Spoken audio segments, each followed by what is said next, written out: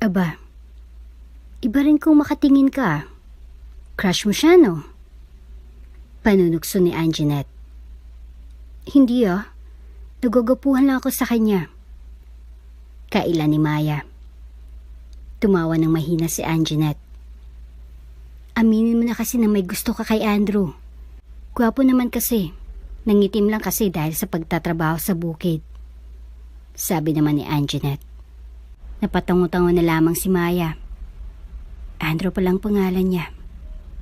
Ani Maya sa sarili. Bago ka pa lang sa channel neto, ibang kwento ni Ate Jane, istorya mo, ikwento ko. Huwag kalimutang pindutin ang notification bell at subscribe po. Hindi may iwasang titigan ni Andrew ang relo na hawak niya. Ang sabi ni Madre Sonia, ang relong iyon ay alaala ng kanyang magulang. Hindi na nakagisna ni Andrew ang kanyang magulang. Maaga siyang naulila dahil nadisgrasya ang mga ito nung sanggol pa lamang siya. Ganun pa man, masaya siyang lumaki sa kumbento kasamang ibang mga bata. Nakapag-aral siya ng elementarya at high school. Pagtuntong niya ng 18 taong gulang, nagpasya na siyang umalis sa kumbento at hanapin ang sarili. Nagtrabaho siya sa mga stay-in para mabuhay ang sarili. Ngayon, isa na siyang magsasaka sa edad na 26. Maganda naman ang kita dahil iyon ang isa sa mga source of income sa probinsya. May sarili na siyang bahay, nayari sa kahoy, at kahit papaano ay may ipon na siya. Ibinalik niya ang relo sa isang maliit na box at inilagay iyon sa ilalim ng papag na hinihigaan. Tumayo na siya at lumabas ng bahay. Panibagong araw, pero tuloy pa rin ang buhay para magtrabaho. Sabi ni Andrew sa sarili at naglakad patungo sa bukid na ilang kilometro ang layo sa kanyang tinitirhan. Pagdating roon, kaagad niyang sinimulan ng trabaho. Kain tayo mamaya sa karinderya, Andrew. May nakapagsabi na may bagong tindera roon. Ang ganda. Tiyak na magugustuhan mo. Naku, kailangan mo na rin ng babaeng makakatuwang para hindi ka na nag-iisa sa buhay mo. Sabi ni Ayan. Natawa na lamang siya. Sige nga, tingnan natin iyang sinasabi mong babae para makilatis ko. Pakikisakay niya sa biro ng kaibigan. Sobrang ganda pare. Nagandahan nga ako pero syempre, loyal ako sa asawa ko. Nagmamalaking sabi ni Ayan. Natawa na lamang siya. Magtrabaho na nga lang tayo, Ayan.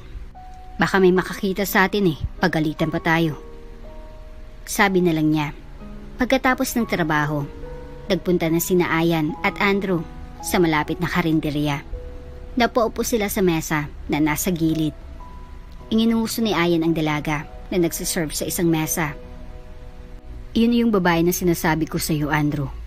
Ang ganda, no? Nakangising sabi ni Ayan. Tiningnan naman ni Andrew ang ininguso ng kaibigan. Napaawang ang labi niya nang makita ang babae. Maganda nga ito, maputi, balingkinita ng katawan at maganda. Biglang tumingin sa gawin niya ang babae. Nagtama ang kanilang mga mata. Ngumiti ang babae. Biglang bumilis ang tibok ng puso niya nang sadaling iyon. Bumulong si Ayan. Nginitian ka niya pare. Sabi nito. Hindi iyon napansin ng babae dahil inaeskaso nito ang customer. Nang matapos, lumapit ito sa kanila. Tinanong kung anong order nila. Nang maibigay iyon, hindi na napigilan ni Andrew na magkomento. Ang ganda nga niya pare. Parang diwata sa ganda. Kumbaga, na love at first sight si Andrew sa babae. Ligawan mo na, malay mo single, di ba? Sabi ni Ayan. Bumuntong hininga si Andrew. Parang ang bilis kong liligawan ko. Siyempre, kilalanin ko muna, pare. Mahirap na kung may sabit, di ba? Sabi ni Andrew. Tumango-tango naman si Ayan. Hindi may iwasang titigan ni Maya ang isang binata na nasa gilid na nakaupo kasama ang kasamahan nito sa bukid. Siniko siya ni Anjanette, isa sa kasama niyang service crew sa isang karinderya sa baryo. Kahit nasa baryo lamang ang karinderya, mabili iyon dahil malapit iyon sa school at sa mga malawak na bukid. Aba, Iba rin kung makatingin ah. Crush mo siya, no? Panunukso ni Anjanette. Hindi ah. Nagagapuhan lang ako sa kanya. Kailan ni Maya. Tumawa ng mahina si Anjanette. Aminin mo na kasi na may gusto ka kay Andrew. Gwapo naman kasi. Nangitim lang kasi dahil sa pagtatrabaho sa bukid. Sabi naman ni Anjanette. Napatango-tango na lamang si Maya. Andrew pala ang pangalan niya. Ani Maya sa sarili. Habang tumatagal, mas nagugustuhan ni Maya si Andrew. Paano ba naman kasi? Napakabait nito sa mga kasama. Madalas kasi ay sa karinderiya kumakain ng mga ito. Madalas din mahuli ni Maya na nakatitig sa kanya si Andrew. Minsan naisip niya na baka may gusto sa kanya ang binata, pero ayaw niyang umasa hanggat hindi ito ang nagpapakita ng motibo sa kanya. Malay ba niya kung tumitingin lang ito sa kanya, di ba? Aba, madalas kong makita na nakatingin sa'yo si Andrew, Maya. Mukhang type ka niya. Biro ni Minerva na isa sa kasamahan din niya. Sumimangot siya. Alam kasi ng mga ito na may gusto siya kay Andrew. Ano ba kayo? Huwag niyo ngang bigyan ng kahulugan iyon. Malay mo napatingin lang siya sa akin, di ba? Pagdadahilan ni Maya. Natawa na lamang ang mga ito. 12:00 na pero wala pa sina Andrew. Mukhang hindi na sila ata dito kakain. Sabi ni Maya habang naghugas ng pinggan. Baka na-late lang sila. Uy, inaabangan niya si Andrew. Panunukso ni Anjanette na tinusok-tusok pa siya sa tagiliran. Natawa na lamang siya. Hindi na kailangan ni Maya na magkaila dahil talagang inaabangan niya ang mga ito. Napatingin sila sa entrance nang pumasok si Ayan. Naglakad ito palapit sa kanya. Hi Miss Maya. Mag-order sana kami ng maramihan. At pwede pakidala roon? Tanong ni Ayan. Tumango agad si Maya. Oo naman. Hintayin niyo na lang within 20 minutes. Okay lang ba? Tanong ng dalaga. Tumungo at nginitian siya ni Ayan. Ganun talaga iyon. Oo naman. Muna na ako ha. Madami kasi kaming tinatapos kaya doon na kami kakain. Paalam ni Ayan at lumabas na. Sayang. Crush ko pa man din si Ayan pero may asawa na. Nakasimangot na sabi ni Minerva. Girlfriend niya na agaw pa. Asawa pa kaya? Biro naman ni Anjanette. Oo nga no. Gawin ko nga iyan. Pakikisakay ni Minerva sa biro ni Anjanette. Tawanan silang lahat. Nagkanya-kanya na rin sila ng ginagawa. Inayos na ni Maya ang mga order na ulam ng mga trabahador. Excited siyang makita si Andrew. Nang matapos si Maya na mailagay sa medyo, may kalakihan na basket, ang order ng mga trabahador ng bukid. Nagtungo na siya sa bukid. Pagdating roon, abalang mga kalalakihan sa pagtatanim. Dumako ang tingin ni Maya sa lalaki na nasa di kalayuan. Walang iba kundi si Andrew. Mukhang napansin ata ni Andrew ang presensya ng dalaga. Nag-angat ito ng tingin. Nagtitigan sila. Itinaas ni Maya ang hawak na basket. Ito na pala yung order ninyo. Sigaw nito, pero kay Andrew nakatingin. Andrew, ikaw nang kumuha. Buliyaw naman ni Ayan. Naghugas muna si Andrew ng kamay sa tubig na naroon at nilapitan si Maya. Pasensya na. Naabala ka pa namin. Medyo busy kasi kami. Hinging pa umanhin ni Andrew. Ngumiti lamang si Maya. Ayos lang yun, Andrew. Para makapasyal rin ako rito.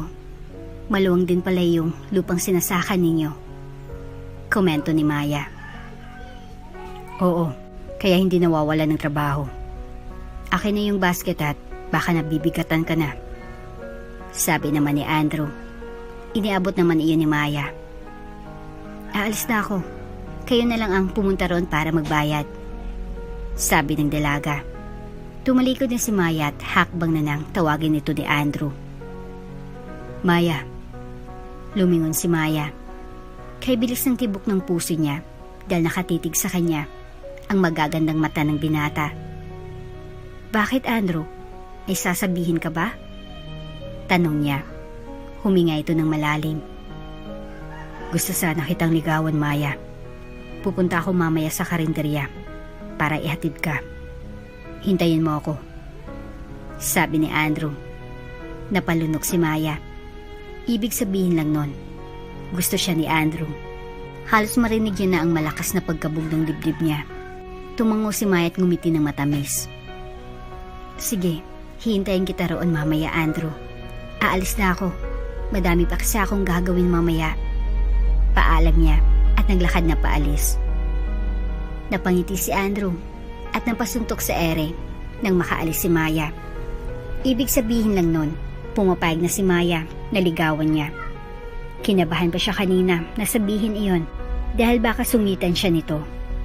Pero hindi. What if may gusto rin sa kanya si Maya? Umiling-iling siya. Ayaw niyang umasa. Baka pinagbigyan lang siya dahil ayaw nitong mapahiya siya. Andrew! Tawag ni Ayan sa kanya sabay tapik sa kanyang balikat. Lumingon siya rito. May good news ako sa'yo, sabi niya. Ano yun? Mukhang ayos kayo ni Maya kanina ha. Nasabi mo na siguro na gusto mo siya, no? Pagbibiro nito, ngumiti si Andrew. Hindi man sa ganun pero nasabi ko na balak ko siyang ligawan at pupuntahan ko siya mamaya roon. Alam mo ba na pumayag siya? Hindi makapaniwala niyang sabi. Binata ka na bro, sabi ni Ayan at pakunwaring ginulo ang kanyang buhok. Tinawanan lang niya si Ayan. Samantala nang makarating si Maya sa karinderya, kaagad niyang ibinalita sa kanyang mga kasamahan na balak siyang ligawan ni Andrew. OMG, ang haba ng buhok mo girl, tili ni Anjanette. Kunwari hinawakan niyang buhok. Sobra, kung alam niyo lang kay bilis ng tibok ng puso ko kanina. Seryoso niyang sabi. So, sasagutin mo na agad? Tanong naman ni Minerva. Umiling siya. Kahit naman gusto ko siya syempre, kailangan pa rin niya akong ligawan, diba? Wika niya. Sumang-ayon naman ang dalawa. Nagdesisyon na silang kumain habang wala pang customer. Pagsapit ng hapon, dumating na si Andrew. Bagong ligo ang binata at napakagwapo nito sa suot na plain gray shirt na tinernohan ng maong na shorts at tsinelas. Nakangiti ang mga kasamahan ni Maya. Lumapit ang dalaga kay Andrew. Umupo sila sa isang bakanteng mesa. Mukhang aaga mo ngayon ha? Maagang natapos ang trabaho ninyo?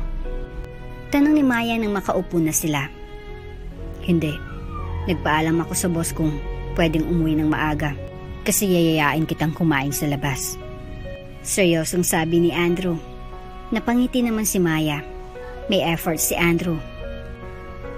Mabuti naman at pumayag iyong boss mo. Alam mo naman mga negosyante mahalagang oras sa kanila. Wika ni Maya. Mabait si boss. Talagang sumang-ayon agad siya para daw magkaroon na ako ng girlfriend. Wika ni Andrew na kakamot-kamot pa sa bato. Na tila nahihiya. Natatawa na lamang si Maya. Wait, magpapaalam lang ako kay boss, sabi ni Maya.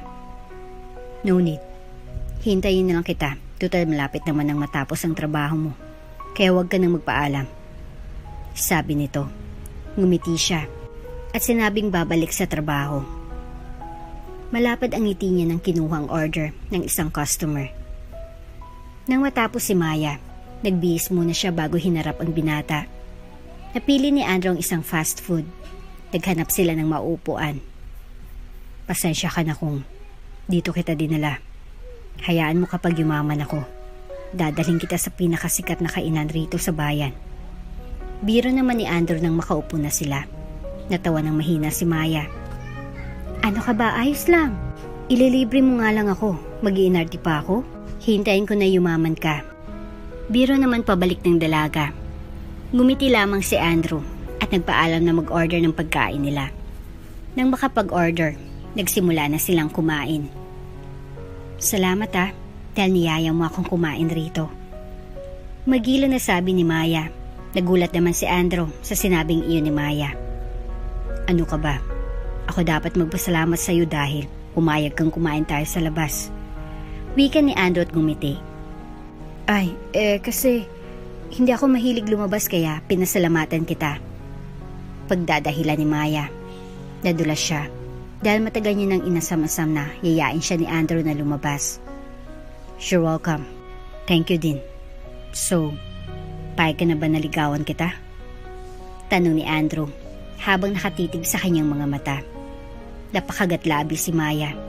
Hindi siya sanay na nakatitig sa kanya si Andrew. Para siyang matutunaw, lumunok siya. Oo naman, payag ako. Wala namang dahilan para tanggihan ko iyon. Mabait ka at masipag.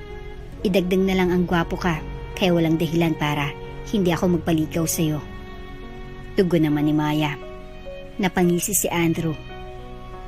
Nagogapuhan ka pala sa akin. Tukso ni Andrew. Namula ang pisngi ni Maya at nagbaba ng tingin. Ano ba? Tutuksin mo ba ako o babawiin ko sinabi ko? Kunwari na pang-aasar niyang sabi. Sorry, biro lang. Bawi naman agad ni Andrew. Huminga siya ng malalim at tiningnan ang binata na nasa pagkain na ang tingin. Joke lang. Siyempre nakakagwapo ang pagiging masipag at ang kabutihan ng loob, di ba? Sabi niya. Nag-angat ito ng tingin at tumango. Parang ikaw, mas lalo kong kumanda dahil napakabait mo at napakasipag. Bawi naman ito. Nagngitian sila at ipinagpatuloy na ang pagkain. Nagsipag lalo si Andrew para kay Maya. Nag-ipon siya para kung sakali man na maging sila ay hindi nakakahiya kung yayain niya ito ng kasal. Naging porsigido si Andrew sa panliligaw kay Maya. Nariyan ang bibili niya ng pagkain. Bibigyan ng mga murang bulaklak. Nakita rin ni Andrew na hindi materialistiko si Maya. Masaya na ito sa kung ano man ang ibigay niya rito. Mas lalo niyang minahal ang dalaga. Gusto mo bang pumunta sa bahay? Magluluto ako ng merienda natin. Sabi ni Andrew ng hapon na iyon habang naglalakad-lakad sila ng dalaga. Sure, gusto ko rin makita ang bahay mo. Pagsang-ayon naman ni Maya. Hindi naman kalakihan ng bahay ko, Maya. Kubo lang iyon pero bala ko rin ipaayos kapag may sapat ng ipon. Sabi naman ng binata. Ano ka ba, Andrew? Hindi naman ako maarte. Hindi rin ako mapanghusga kasi mahirap lang din naman kami. Sino ba ako para laitin kita? Makahulugan na sabi ni Maya. Napatitig si Andrew sa dalaga.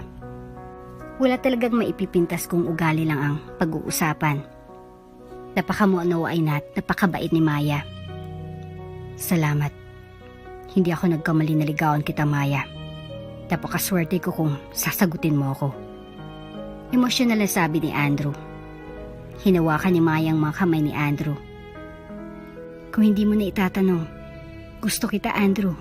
Simula nung makita kita, nagka-crush na ako sa'yo. At mas lalong lumalim iyon sa pagdaan ng mga araw.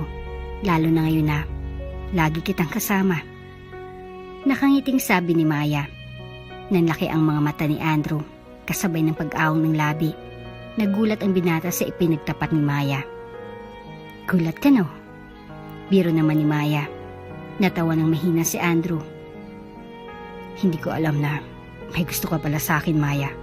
So, hindi mo na ako pahirapan pa na manligaw? Biro naman ni Andrew. Pabirong kinurot siya ng dalaga sa tagiliran. Hindi ako easy to get, no? Sigaw niya at naglakad na patungo sa bahay ni na Andrew. Natawa naman ang binata. Okay lang, worth it naman kung sakali man na. Sagutin mo ako, kahit 1 taon mo na ako sagutin. Sure worth the wait, Maya.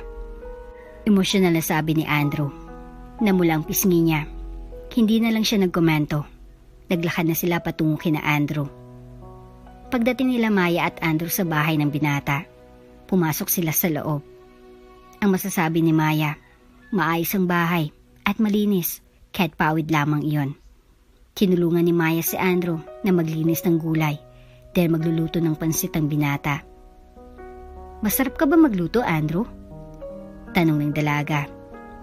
Siyempre, pwede mong tikman mamaya at pwede mo rin akong tik. Pinalo ni Maya sa braso si Andrew. Hoy, ang birdie mo Linisan na natin to para maluto mo na. Huwag yan kung ano-anong pinapasok mo sa isip ko. Wika ni Maya at pinandilatan ng binata. Natawa lamang si Andrew. Nagtulungan silang magluto niyon hanggang sa matapos. Tinikman ni Maya ang pansit at nanlaki ang mga mata nang malasahan iyon. Masarap nga.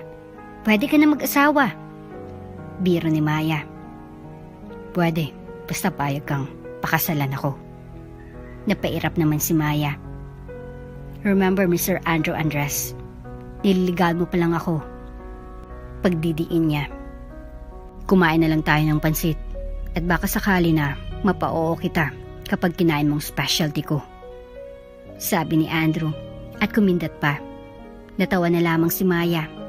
Sabay na silang kumain habang nagkukwentuhan ng kung ano-ano tungkol sa buhay nila para mas makilala nilang isa't isa. Wow! Nabusog ako, Andrew. Bulalas ni Maya. Mabuti naman at nabusog ka. Ihati na ba kita mamaya? Tanong ni Andrew. Tumango naman si Maya pero napatingin siya sa kalangitan. Madilim iyon at nagbabadya ng malakas na ulan. Nako, mukhang uulan. Komento niya. Pagkasabi ni yun ay umulan ng malakas. Yun muna tayo sa silid baka mabasa tayo rito. Anyaya ni Andrew sa dalaga. Sementado kasi ang part na iyon ng bahay. Nang makapasok, isinara ni Andrew ang pintuan. Iginala naman ni Maya ang tingin sa kabuuan ng kwarto. Maayos at malinis. Parang hindi lalaking may-ari niyon. Buti sementado ang kwarto mo, no? Hindi napigilan na komento ni Maya. Sa labas kasi makikita ang pawid na bahay. Oo, talagang ipinaayos ko kasi madalas ay nababasa ako. At hindi makatulog ng maayos lalo na kapag pagod sa bukid. Tugon naman ni Andrew. Naupo si Maya sa papag na may manipis na kutson. Ang lakas ng buhos ng ulan. Bigla siyang gininaw dahil pumapasok ang malamig na hangin sa kahoy na bintana. Tumayo naman si Andrew at kumuha ng manipis na jacket at isinuot iyon sa dalaga. Salamat, Andrew. Tumingin si Maya sa binata at gano'n na lang ang bilis ng tibok ng puso niya dahil malapit na ang mukha niya sa binata. Napalunok siya nang tiningnan ni Andrew ang kanyang labi. Dahan-dahan na inilapit ng binata ang labi sa kanya. Napapikit na lamang si Maya at hinintay na lumapat ang labi nito sa kanyang labi. Marahan ang bawat halik ni Andrew. Hindi akalain ni Maya na ganun kasarap ang unang halik. Nadadala siya hanggang sa iniga siya ni Andrew sa kama at umibabaw habang magkalapat pa rin ang kanilang labi. Ramdam din ni Maya na siya ang unang halik nito dahil hindi magaling humalik ang binata. Para silang hinihingal nang maghiwalay ang kanilang labi. I'm sorry kung hindi ako marunong humalik. Ikaw kasi ang first kiss ko. Pag-amin ni Andrew, napangiti naman si Maya. Ako rin naman ikaw ang first kiss ko. Namumula ang mukha na sabi ni Maya. Napapikit siya nang maramdaman ang matigas na bagay na iyon na nasa kanyang puson. I want you, Maya, as much as I love you. Pwede ba kitang angkinin ngayon? Madamdamin na sabi ni Andrew. Natigilan si Maya. Handa na ba siyang isuko ang sarili sa lalaki? Pinakatitigan niya si Andrew. Makikita sa mukha nito ang kaseryosohan at gusto rin naman niya ibigay ang sarili sa lalaki dahil mahal niya ito. Tumango si Maya. Oo, Andrew, gusto ko. Angkinin mo ako ngayon. Pagsusumamo niya, makikitang panabik sa mga mata ni Andrew. Mabilis nitong hinalikan ng mapusok sa labi si Maya hanggang sa bumaba yun sa leeg nito. Nagtanggal na sila ng kanilang damit. Di naman ang isa't isa ang init ng kanilang katawan. Hanggang sa pag-iisahin ni Andrew ang kanilang katawan. Sumabay sa lakas na ulan ang nag-aalab nilang damdamin. Nang hapon na iyon, may nangyari sa kanila. Iyon ang hindi makakalimutan ng dalawa. Gabi na nang magising si Maya. Umuulan pa rin pero hindi na ganun kalakas ang buhos niyon. Pumasok si Andrew na may dalang mangkok. Aros kaldong laman niyon base sa amoy. Bumangon ka at nang makakain ka. Wika ni Andrew. Sumimangot siya. Masakit ang buo kong katawan, Andrew. Reklamo niya. Nakita ang pag-alala sa mukha ng binata. Huminga ito ng malalim. Ayos lang, ano ka ba? Ginawa naman natin pareho kaya ayos lang. Tikman ko yung luto mo. Tiyak na madami naman akong kakainin. Nakangiti niyang sabi Kaaga naman na inabot ni Andrew ang mangkok sa kanya. Hindi na yan ganun kainit. Tinikman niya iyon. Napapikit siya ng malasahan ng arroz caldo. Napakasarap niyon. At nanood sa kanyang lalamunan. Ang sarap niyon. Ang sarap. Kailangan ko nang umuwi, Andrew, at baka mag-alalang magulang ko. Okay lang ba ihatid mo ako kahit sa sakayan lang ng tricycle? Tanong ni Maya. Mabuti naman at nagustuhan mo ang niluto ko. Hindi natin kailangan pumunta roon. Tinawagan ko na si Ayan. Siya na maghatid sa iyo sa bahay ninyo. Maya-maya narito na siya. Sabi naman ni Andrew. Huminga ito ng malalim. Salamat dahil ibinigay mo ang sarili mo sa akin, Maya. Please, marry me. Puno ng pagsuyo na sabi ni Andrew at may kinuha sa bulsa ng pantalon. Natakpan niya ang kanyang bibig para hindi mapasigaw. Nag-isip si Maya. Hindi niya na kailangan sagutin si Andrew dahil ang pagbigay niya sa sarili sa binata ay katunayan na sinasagot niya na ito. May nangyari sa atin, Maya, at ayaw kong maging bastos sa'yo. Pinapahalagan kita ngayon na inalok kita agad ng kasal. Kaya mo ba akong pakasalan kahit mahirap lang ako? Tanong ni Andrew. Lumunok si Maya at inilahad ang kamay sa binata.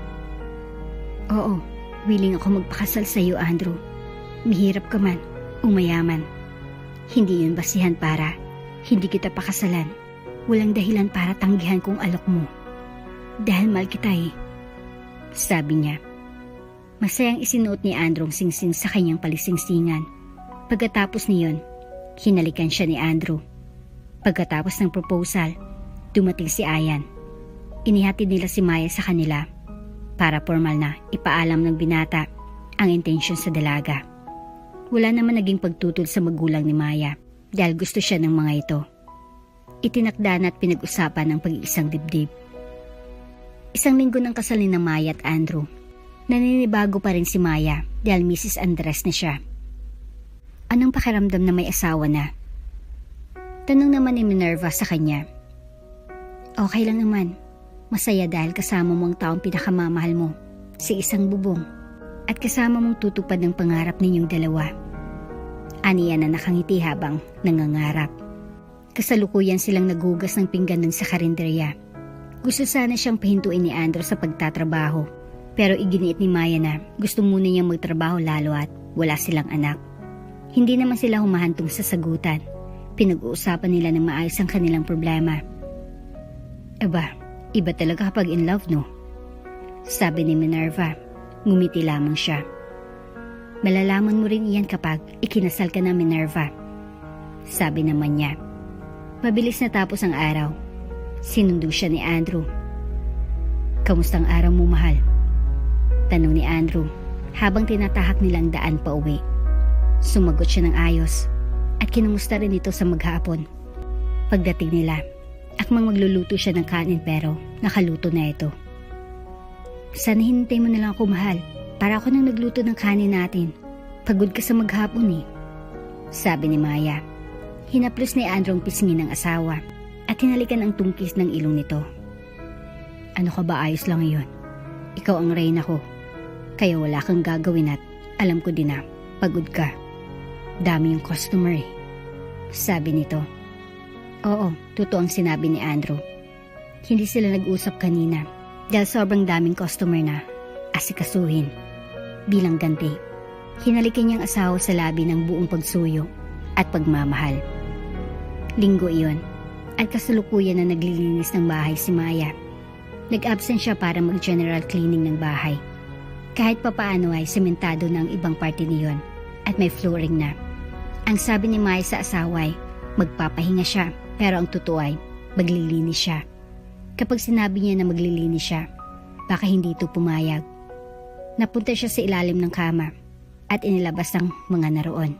Napadako ang tingin niya sa isang kahon na di kalakihan. Na-curious siya kaya binuksan niya iyon. Wow, relo. Hindi birong halaga ng relo nito ah. Wika ni Maya habang hawak ang relo at tinitigan iyon. Hindi na iyon gumagana. Tinignan niya kung anong sira nun. May parte lang ng relo ang nawawala. Naisip ni Maya na baka importante iyon sa asawa. Hindi man nabanggit iyon sa kanya, pero ayos lang. Baka nakalimutan lang.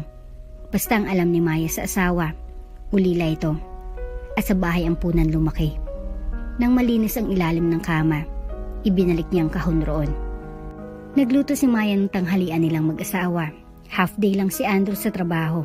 Nang dumating ito, ipinaghanda niya na ang asawa. Naglinis ka ng bahay? At nagluto ka pa? Di ba nag-usap tayo na ako nang bahala sa gawaing bahay? Tanong ni Andrew. Niyakap ni Maya ang asawa. Mahal, wala naman akong ginagawa. Kaya hayaan mo na ako. Gusto kong pagsilbihan ka. Masuyong sabi ni Maya. Huminga ng malalim si Andrew. Okay, hayaan na kita. Pero huwag ka lang masyadong magpapagod ha. Sabi nito. Tumango naman siya at niyaya ng asawa naman ang halian. Mahal, sino nagbigay sa iyo ng relo? Nakita ko sa ilalim ng kama nung naglinis ako. Tanong ni Maya. Napatingin naman si Andrew sa asawa. Iyon ba? Pag-aari yun ng magulang ko. Iniwan daw sa akin noon bago sila namatay. Pasensya na at ngayon ko lang nasabi sa iyo, mahal. Hinging pa umanhin ni Andrew. Ngumiti naman si Maya. Ayos lang, ano ka ba? Naiintindihan ko. Saka busy ka rin naman kaya nakalimutan mong sabihin sa akin. Nakangiting sabi ni Maya. Bakit hindi natin hanapin ang lolo at lola mo? Baka sakaling buhay pa sila. Tanong ni Maya. Umiling si Andrew. Imposible na mahanap pa natin sila. Wala rin naman akong alam kung sino sila. Kaya mahirapan lang tayo. Tumango-tango naman si Maya at hindi na ipinilit ang gusto. Nang matapos na silang kumain, nagpahinga na muna sila. Mabilis na lumipas ang panahon at hindi pa rin nabubuntis si Maya. Mag-isang taon na tayo, Andrew. Pero hindi pa tayo nakakabuo. Malungkot na sabi ni Maya. Huwag kang mawala ng pag-asa, mahal. Darating din iyan. Basta magdasal lang tayo at hindi natin inaasahan. Ibibigay na ng nasa itaas ang hiling natin, di ba? Puno ng pag-asa na sabi ni Andrew habang nakahiga sila sa kama. Hinalikan niya ang tutok ng ulo ni Maya. Oo nga pala. Malapit ng anniversary natin. Anong gusto mong regalo? Tanong ni Maya kay Andrew. Kain na lang tayo rito sa bahay, Maya. Kailangan natin iyong ipon natin, lalo at hindi na arawan sa bukid. Sabi ni Andrew. Tumango naman si Maya. Iyon ang isa sa minahal ni Andrew sa asawa, ang pagiging maintindihin nito. Niyakap niya ang asawa. Maraming salamat dahil naiintindihan mo ako, Maya. Kaya napakaswerte ko sa'yo. Puno ng pagsuyo na sabi ni Andrew. Hinalikan ni Maya ang asawa nang maghiwalay ang kanilang labi. Pinakatitigan nito ang asawa. Paswerte din naman ako sa'yo dahil napakasipag mo. Walang ibang iintindi sa'yo, kundi ako dahil asawa mo ako eh. Sabi nito. Ngumiti lamang si Andrew at nang gabing iyon ay inangkin niya ang asawa. Kinabukasan, habang nasa bukid si Andrew, biglang pumasok sa isip niya ang pwedeng iregalo sa anibersaryo nila ni Maya sa susunod na linggo. Oh, bakit parang ang lalim ng iniisip mo, Andrew? Puna ni Ayan sa kanya. Napabuntong hininga si Andrew. Anibersaryo na kasi namin ni Maya sa susunod na linggo. Kaya kailangan ko siyang regaluhan. Kaso wala akong pera. Malungkot na sabi ni Andrew. Kahit simpleng regalo lang, masaya ng asawa natin, Andrew. Bigyan mo siya ng isang regalo na tiyak na hindi niya makakalimutan. Suhesyon ni Ayan. Biglang pumasok sa isip ni Andrew ang vintage bag ng asawa na bigay ng ina nito. Napangiti siya. May niisip akong ireregalo sa kanya na hindi kailangan gumastos. Bukas ay anibersaryo ni na Andrew at Maya. Kinuha ni Andrew ang relo na nasa ilalim ng kama at inilagay sa kanyang sling bag. Alam niyang importante iyon sa kanya dahil alaala iyon ng kanyang magulang. Pero mas mahalaga si Maya dahil itong asawa niya. Matagal naman nang patay ang magulang niya at hindi niya kinalakhan. Nasa trabaho si Maya at siya naman ay nasa bahay lang. Kaagad na nagtungo si Andrew sa nagre-repair ng relo na bumibili rin ng sirang relo. Lumapit siya sa isang lalaki na nasa gilid ng palengke. Kuya, ibebenta ko sana itong relo ko. Sa tingin mo magkanong halaga nito? Tanong ni Andrew sa inabot ang relo sa lalaki. Kinuha naman iyon ng lalaki at tinitigan hanggang sa manlaki ang mga mata nito. Naku sir, malaki po ang halaga nito. Okay lang ba kung 15,000 ko bilhin? Tanong nito. Napaawang ang labi niya. Hindi akalain ni Andrew na ganun pala kalaki ang halaga ng relo. 15,000? Ang laki naman po pala ng halaga. Hindi makapaniwala na bulalas ni Andrew. Tinanggap niya iyon dahil malaki nang maitutulong niyon sa kanila ni Maya. Makapaghanda pa sila. Matapos maibigay ang 15,000, bumili siya ng handle ng vintage bag ng asawa. Nang makabili, umuwi na si Andrew sa bahay. Ngunit hindi alam ni Andrew na may regalo pala si Maya sa kanya. Pagmulat ng mga mata ni Andrew, tulog pang asawa. Kinuha niya sa ilalim ng kamang regalo niya kay Maya. Inilagay niya iyon sa kanyang likuran. Ilang sandali lamang nagmulat ng mata ni Maya. Good morning, Mrs. Andres. Happy anniversary. Thank you for everything, sa pag-aalaga at pag-aasikaso sa akin. Mahal na mahal kita. Emotional na sabi ni Andrew na tumulo pang luha. Umirap kunwari si Maya. Ano ba yan? Kaaga-aga pinapaiyak mo ako. Happy anniversary din mahal ko. Maraming salamat dahil napakabait mong asawa sa akin. Napaka-responsable at kailanman hindi ka naging sakit sa ulo. Biro ni Maya. Natawa naman si Andrew. Till anniversary natin, may regalo ako sa iyo.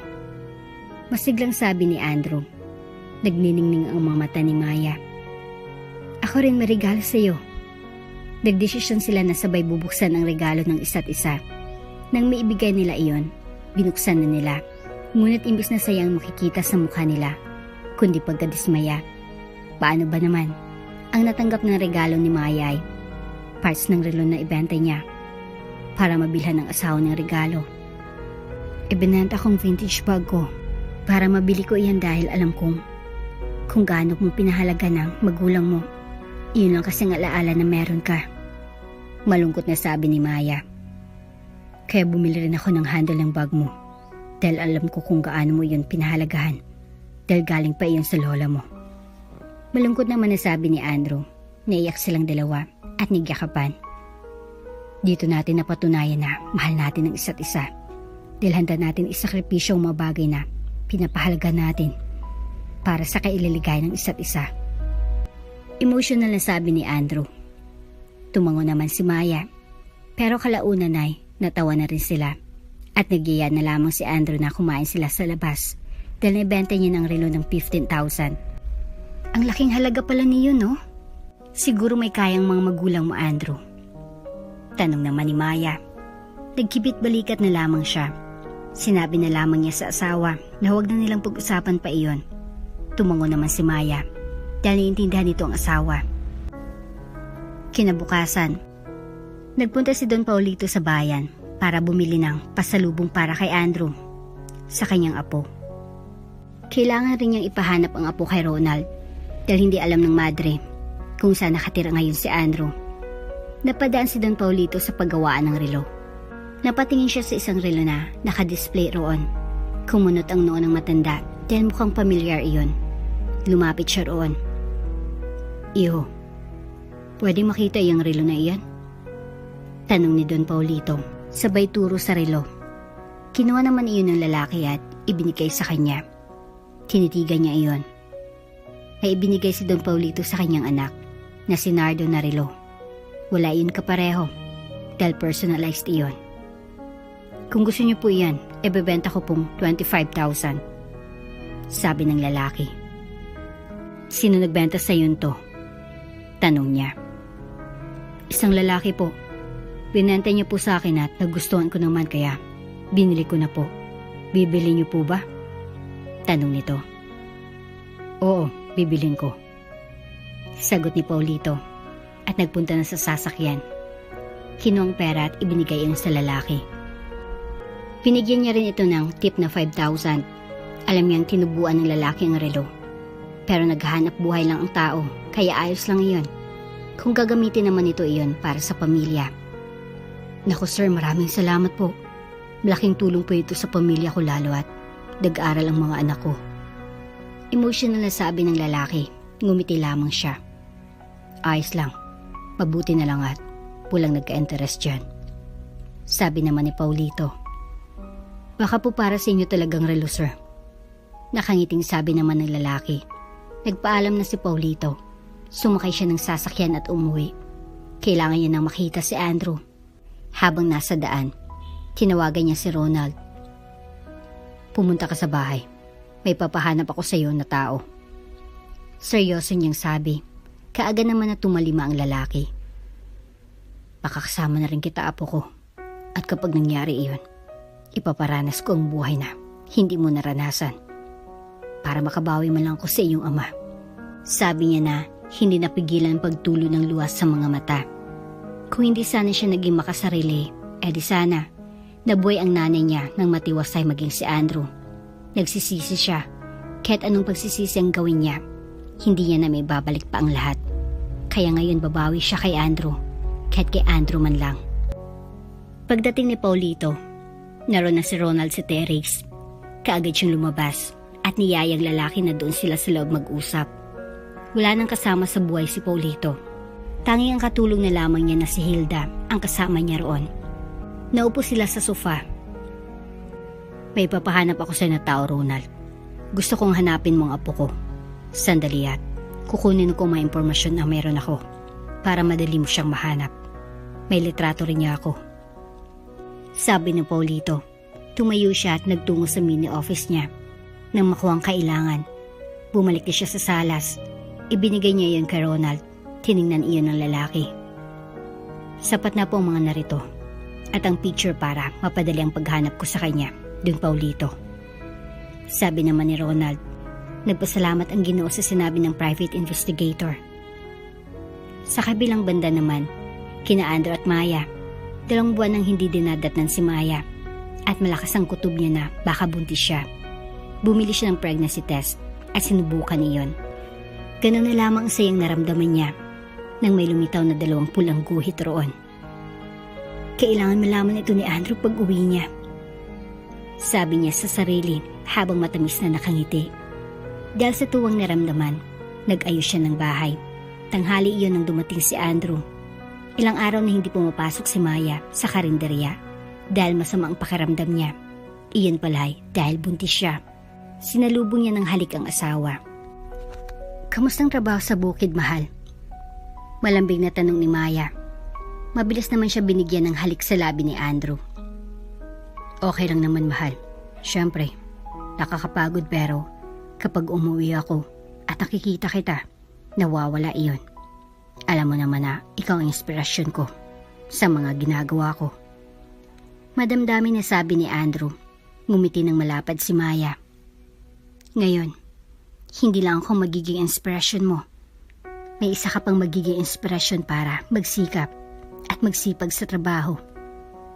Nakangiti niyang sabi. Matagal bago na proseso iyon sa isip ni Andrew. Hanggang sa mapagtanto nito ang ibig niyang sabihin. Nalalaki ang mga mata nito na napatitig sa kanya at sa kanyang tiyan. Hinawakan ng asawa iyon. Ibig mong sabihin buntis ka? Hindi makapaniwala na tanong ni Andrew. Tumango-tango siya. Oo, 2 buwan na akong buntis, Andrew. Emotional niyang sabi. Nabigla siya nang buhatin siya ng asawa at iikot sa ere. Andrew, ano ba? Ani habang natatawa. Nang maibaba ni Andrew ang asawa, nahinto sila dahil may narinig silang ugong ng sasakyan sa tapat ng kanilang bahay. Sa tabi lang kasi iyon ng daan. Mukhang may bisita tayo. Pero sino naman kaya? Tanong ni Andrew. Nagkibit balikat si Maya. Wala rin siyang alam. Dahil wala naman siyang kaibigan na may sasakyan. Tumabas si Andrew at nakitang itim na van sa labas. Bumukas ang back door at lumabas ang lalaking may malaking katawan. Biglang nakaramdam ng takot si Andrew at niyakap si Maya. Maging siya ay natakot rin. Paano kung may balak itong masama sa kanila? Binuksan ng lalaki ang pintuan sa passenger seat at lumabas ang isang may edad na matanda.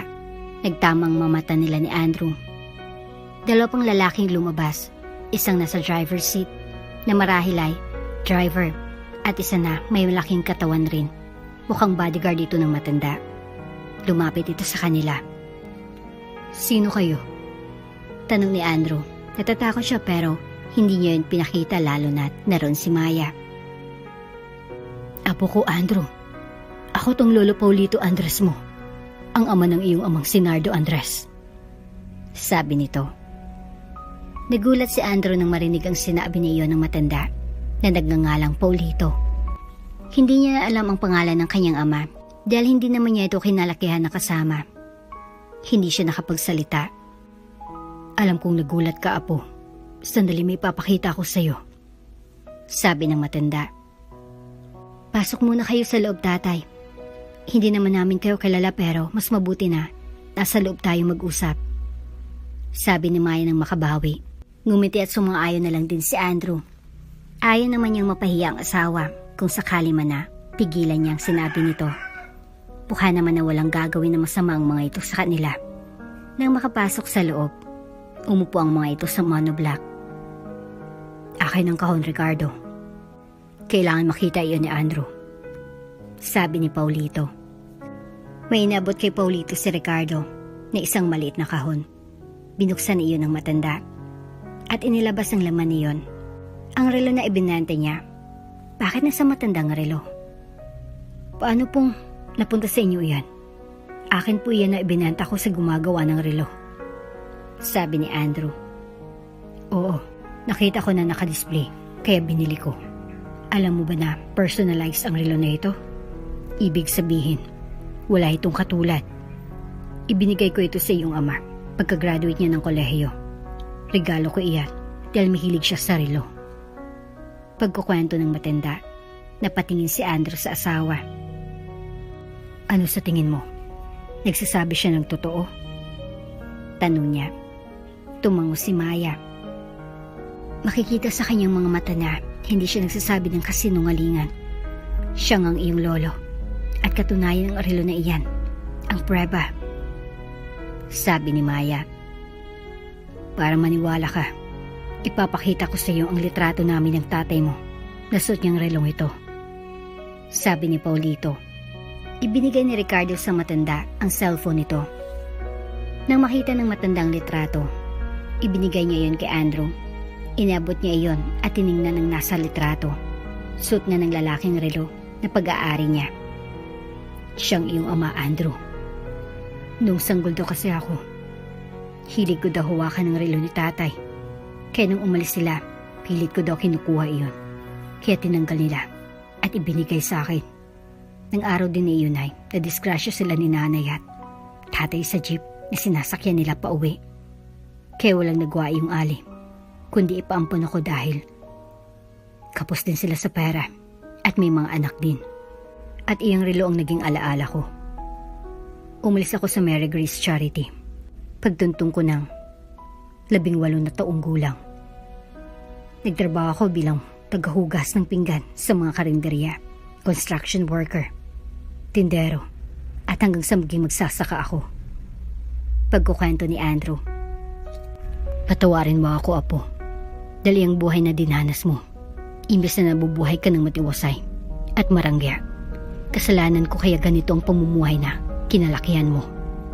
Kung sana tinanggap ko ang kanyang napangasawa, baka sakaling buhay pa siya at mayaman ka na rin," sabi naman ni Paulito. "Wala akong pinagsisihan sa nangyari. Ayos lang na naging ganito ang buhay ko dahil nakilala ko si Maya. Kung sakali man sa inyo ako lumaki, baka ang mapangasawa ko ay yaman ko lang ang habol. Paano ba naging mahirap sa tatay? Gusto kong malaman, lolo." Determinado na sabi ni Andrew. Tumango ang matanda at nagsimula ng magkwento. Ang nakaraan. "Dad, may papakilala akong girlfriend ko sa inyo bukas," masiglang sabi ni Nardo. Tiningnan ng matiim ni Paulitong anak. "Girlfriend? Galing ba yan sa may kayang pamilya?" Seryoso nitong tanong. Natigilan si Nardo. "Dad, kailangan ba iyon? Kahit naman mahirap siya, basta mahal niya ako, ay ayos lang. Ang importante ay nagmamahalan kami, di ba?" Sabi naman ni Nardo. Bumuntong hininga si Paulito. Alam mo na ayaw kong magkaroon ka ng kasintahan na mahirap, Nardo. Ang gusto ko ay kagaya natin na mayaman. Sigaw ni Paulito. Mahal ko siya. At mahal niya ako, Dad. Kung ayaw niya sa amin, ayos lang. Basta ako, ipaglalaban ko siya. Ganting sigaw rin ni Nardo. Ano? Gusto mong mawala ng mana dahil lang sa babaeng iyon? Itatakwil pa kita na anak ko. Sigaw ni Paulito. Umiling-iling si Nardo. Kahit itakwil niyo pa ako, hindi yun magiging hadlang ng pagmamahalan namin. Sigaw ni Nardo. Nang malaman ni Paulito na nagtanan sila at nagpakasal, tuluyan niya nang itinakwil si Nardo at pinutol ang anumang komunikasyon nila. Nawala na rin ng mana si Nardo. Umiiyak si Paulito habang nagkukwento. Hindi maiwasan na makaramdam ng awa si Andrew sa matanda. Dahil sa pagiging gahaman sa pera ay hindi nito nakasamang anak. Kung may babalik ko lang ang nakaraan, Andrew, gusto kong itama lahat. Pero alam kong hindi na iyon mangyayari. Kaya pinahanap kita sa isang private investigator. Ayos lang kahit gumastos ako ng malaking halaga. Ang mahalaga ay mahanap kita. Gusto kong bumayad sa mga naging pagkukulang ko sa tatay mo. Kahit ikaw man lang. Sabi nito habang pinupunasan ang luwas sa mga mata. Bakit ngayon lang ako hinanap, Lolo? Sa loob ng 26 years. Bakit ngayon lang? Tanong ni Andrew. Well, ayos lang naman sa kanya na hindi siya nahanap. Dahil kung hinanap siya noong kanyang lolo at natagpuan, malamang hindi niya makikilala si Maya. Pero gusto niya lang malaman kung bakit ngayon lang siya hinanap nito. Dahil ngayon ko lang napagtanto na tumatanda na ako at may mag-aalaga sa mga kayamanan ko. Hindi ko kasi alam na may anak si Nardo hanggang sa naisip kong ipahanap kung may anak nga ba si Nardo. Kaya ngayon ko lang naisipan. Puno ng lungkot na sabi ni Paulito. Tumangot-tangon naman siya. Pag-isipan ko, Lolo. Mag-usap muna kami ni Maya tungkol dyan. Sagot naman ni Andrew. Napangiti naman si Maya. Dahil nire-respeto nitong sasabihin niya. Naiintindihan ko, Apo. Mag-iwan kami ng calling card sa'yo. Para kung sakali man na gusto mong tumira sa mansyon, welcome ka roon. Naroon ang mga alaala ng iyong yumaong ama. Sabi ni Paulito. Ibinigay naman sa kanya ng lalaki na kasalamin na sa pagkakaalam ni Andrew ay personal driver ni Paulito. Sige po, tatawag na lang po kami kapag napagdesisyon na kami ni Maya. Sabi naman ni Andrew. Sana sa maririnig mo, huwag sana magbago ang tingin mo sa akin. Apo ko, alam ko naging masama akong ama pero ang hangad ko lang kay Nardo noon ay mapabuti siya. Wika ni Don Paulito. Wala iyon, Lolo. Nakaraan na iyon at hindi na natin maibabalik pa iyon. Ang mahalaga, handa mong itama lahat ng pagkakamali mo noon. Naluluha ang matanda sa sinabi ni Andrew. Maraming salamat, Apo. Pwede ba kitang mayakap bago ako umalis? Hinging permiso ng matanda. Ayaw naman iyon ipagkait ni Andrew, kaya pumayag siya. Gusto rin naman niya na maramdaman ang yakap ng Lolo Paulito niya. Bago umalis ang matanda, nagbigay ng pera ito sa kanya. Tinanggihan niya iyon. Okay lang po, Lolo. May ipon pa naman kami mag-asawa. Sabi ni Andrew. Ngunit ipinagpilitan iyon ni Paulito. Kunin mo na, Apo. Tulong ko rin na pandagdag gastusin niyo. Magiliw nitong sabi. Tinanggap na lang iyon ni Andrew at nagpasalamat. Nang makaalis si Paulito kasama ang 3 tauhan, hinarap siya ni Maya. Anong balak mo ngayon, Andrew? Tanong ni Maya. Huminga ng malalim si Andrew. Mahal kong ginagawa ko ngayon, Maya. Mahal kong pagsasaka. Ayaw kong bumalik sa kanya dahil lang sa mayaman sila. May prinsipyo din ako kahit sabihin na lolo ko si Paulito. Okay na yung ibinigay niyang tulong sa atin kanina. Paliwanag ni Andrew. Hinawakan ni Maya ang kanyang mga kamay.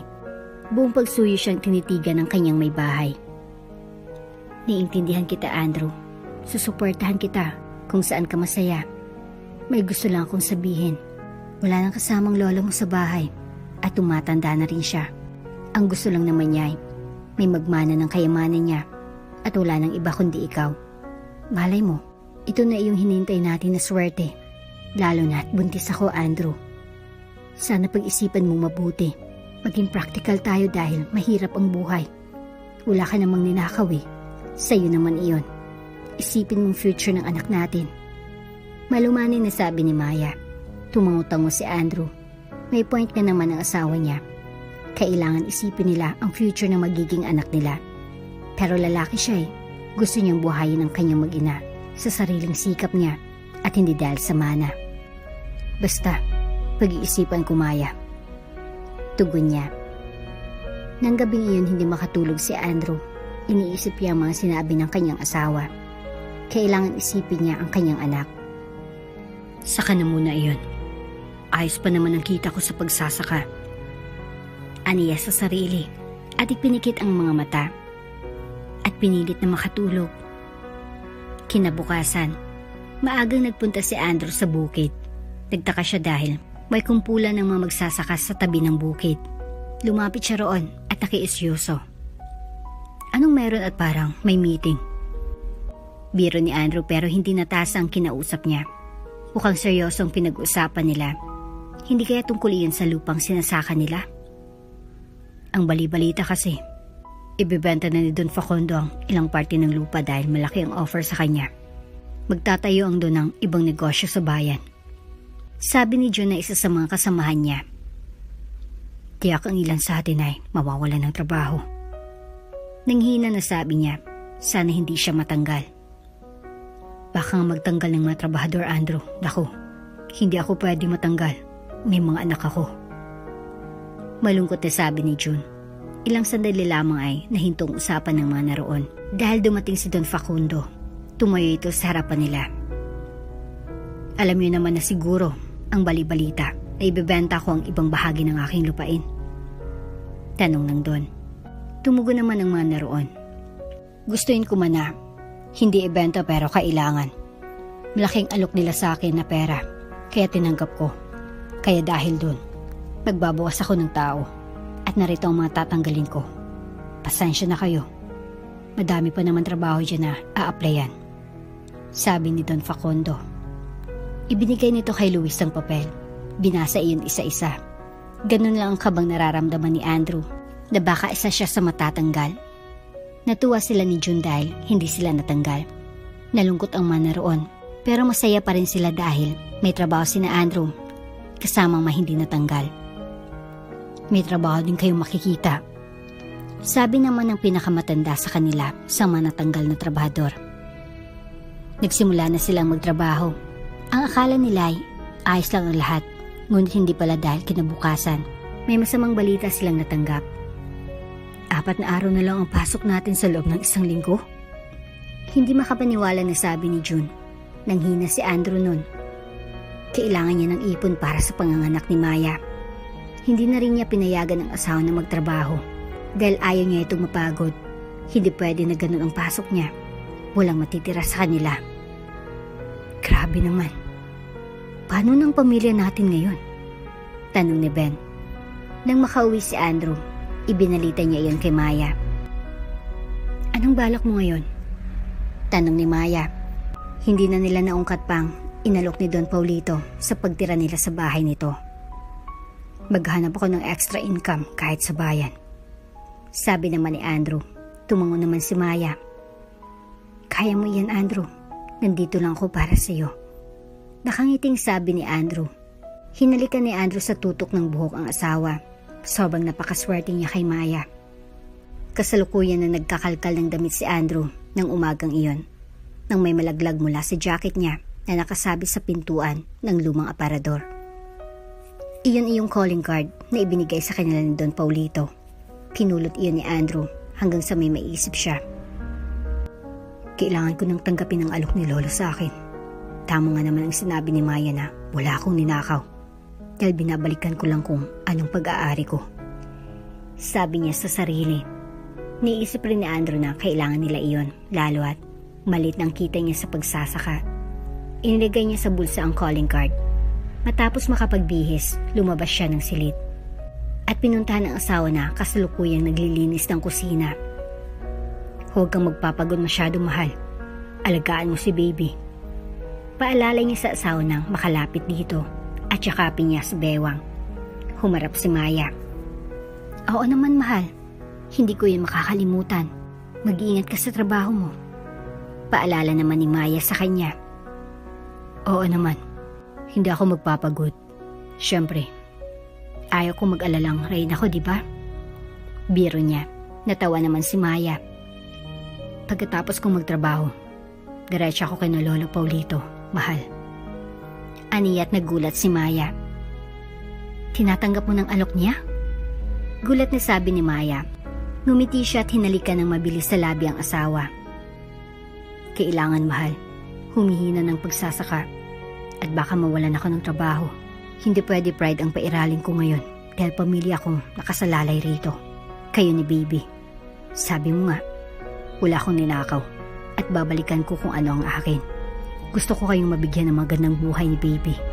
Ayaw kong habang buhay tayong mahirap. Determinadong sabi ni Andrew. May tumulong luha sa mga mata ni Maya. Bakit ka umiiyak? Aniya, na natatawa habang pinupunasan iyon. Masaya lang ako dahil nagdesisyon ka ng tama.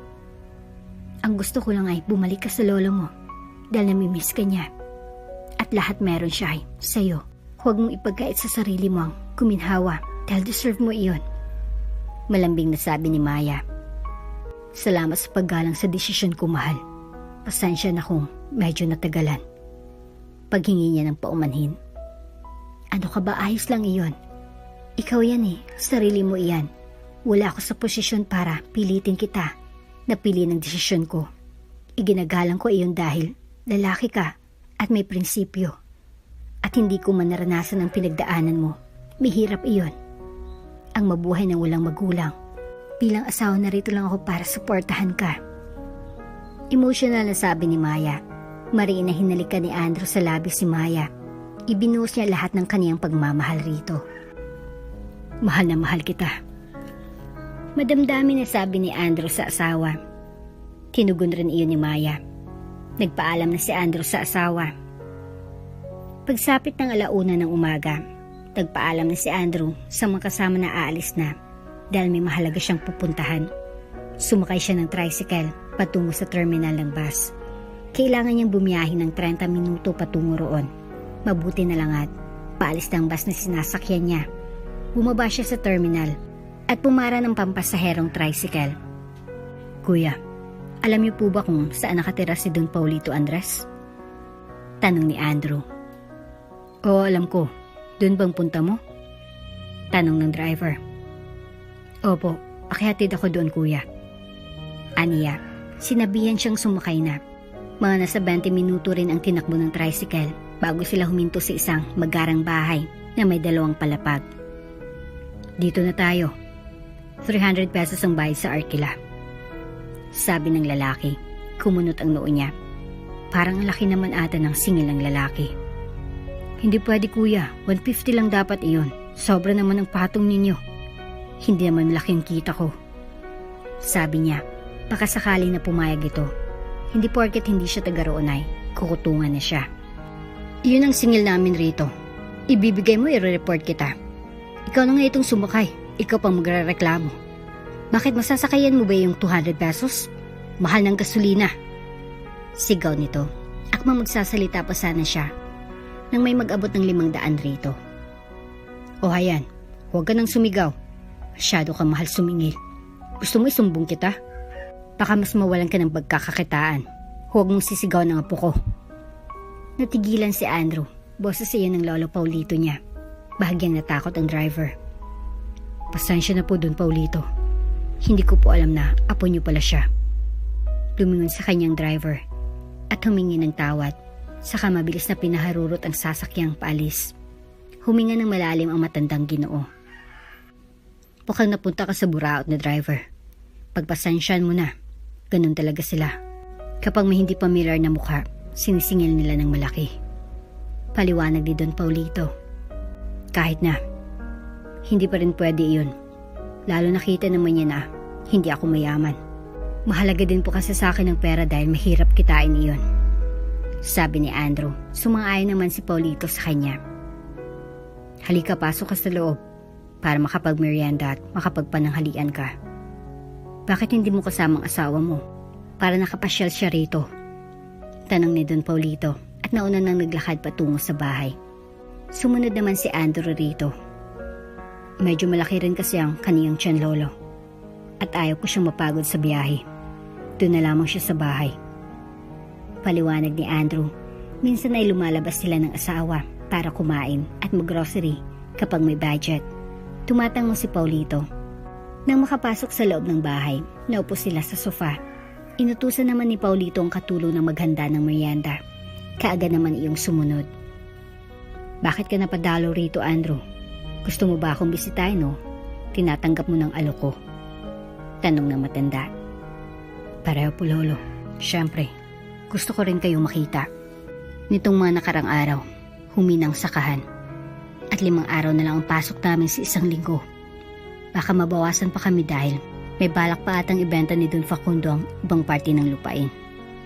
Sabi niya, ngumiti si Paulito. Alam mo ba kung sinong bumili doon? Tanong ng matanda. Umiling siya at sinabi na wala siyang alam dahil wala naman binanggit si Facundo. Akong bumili noon, Andrew. Pinili ko yun para sa inyo ng asawa mo. Bala ko sanang bumisita sa inyo bukas para ibigay ang mapapeles niyon dahil sa inyo na nakapangalan ang lupa. Naisip ko na baka wala kang balak tanggapin ang alok ko kaya gusto ko magkaroon kayo ng kabuhayan ng asawa mo, lalo't buntis siya.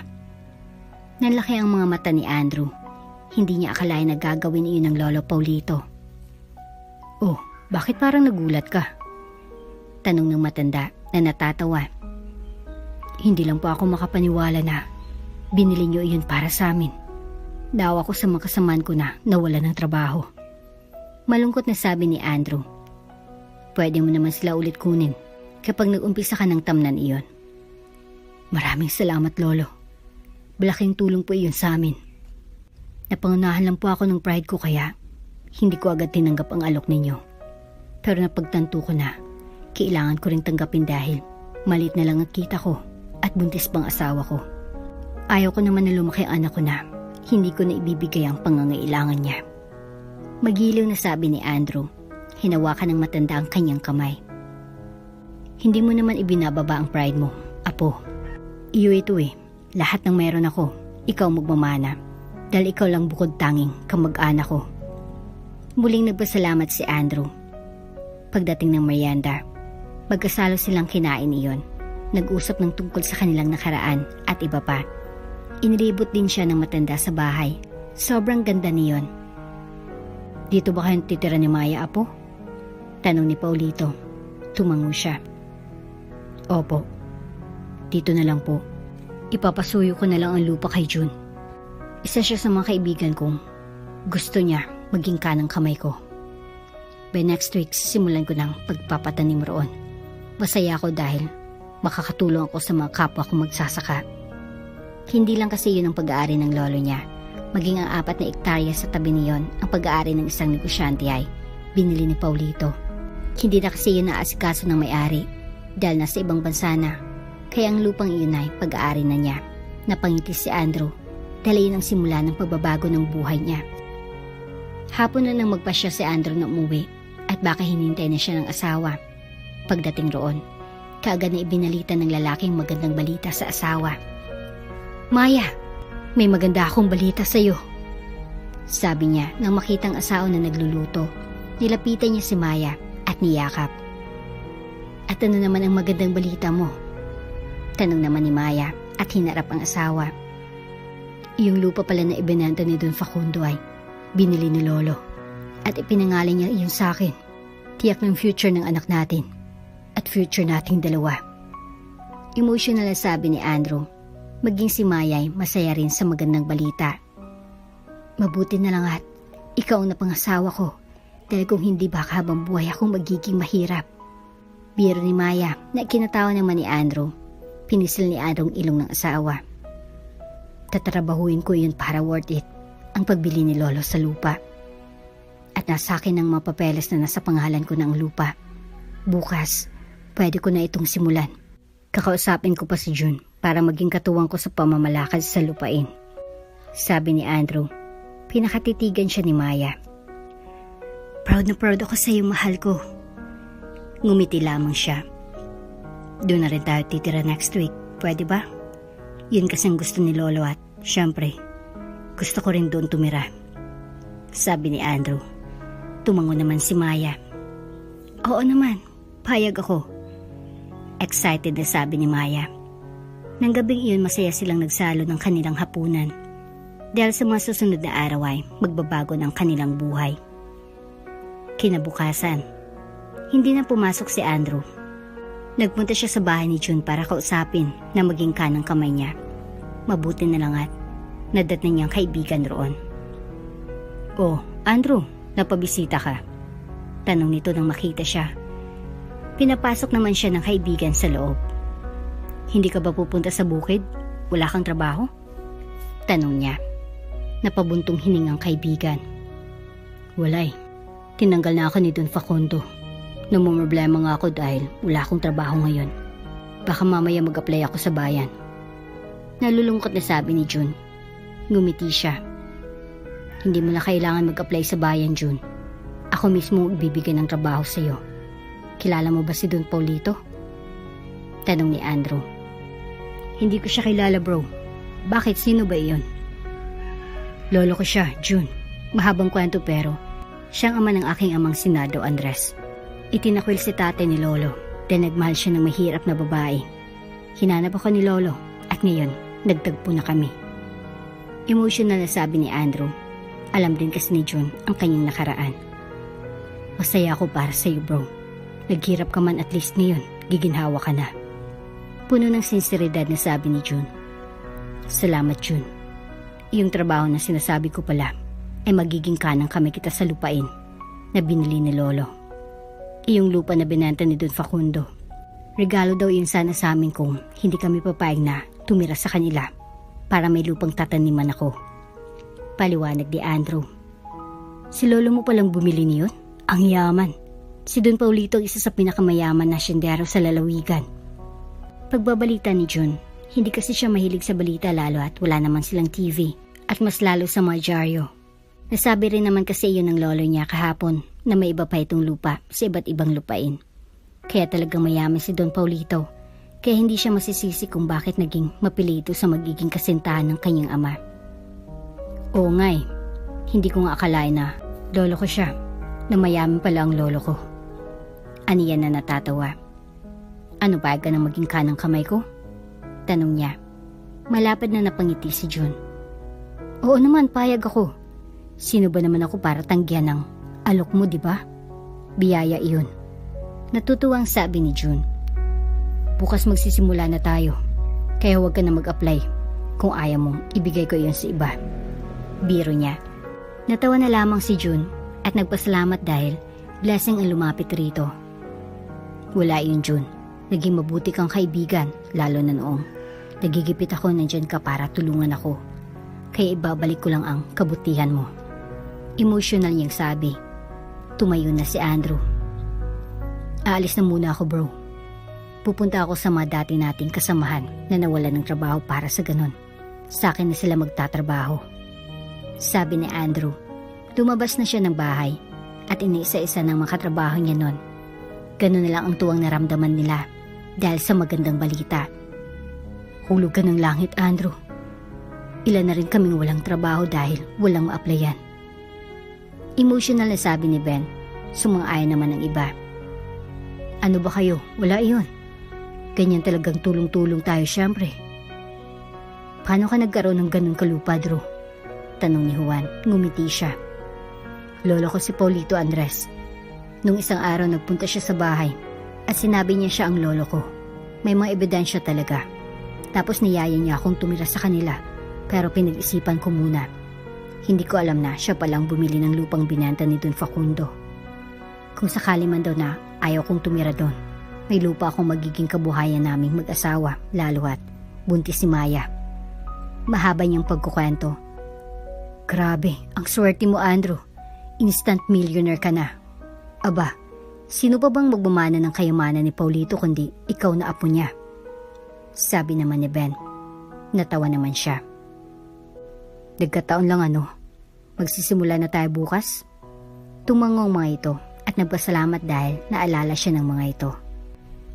Oo naman, syempre gusto kong makatulong sa inyo.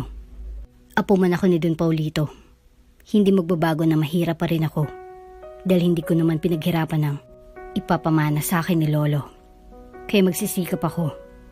Tayo para sa ating pamilya. Palakpakan ng mga naroon.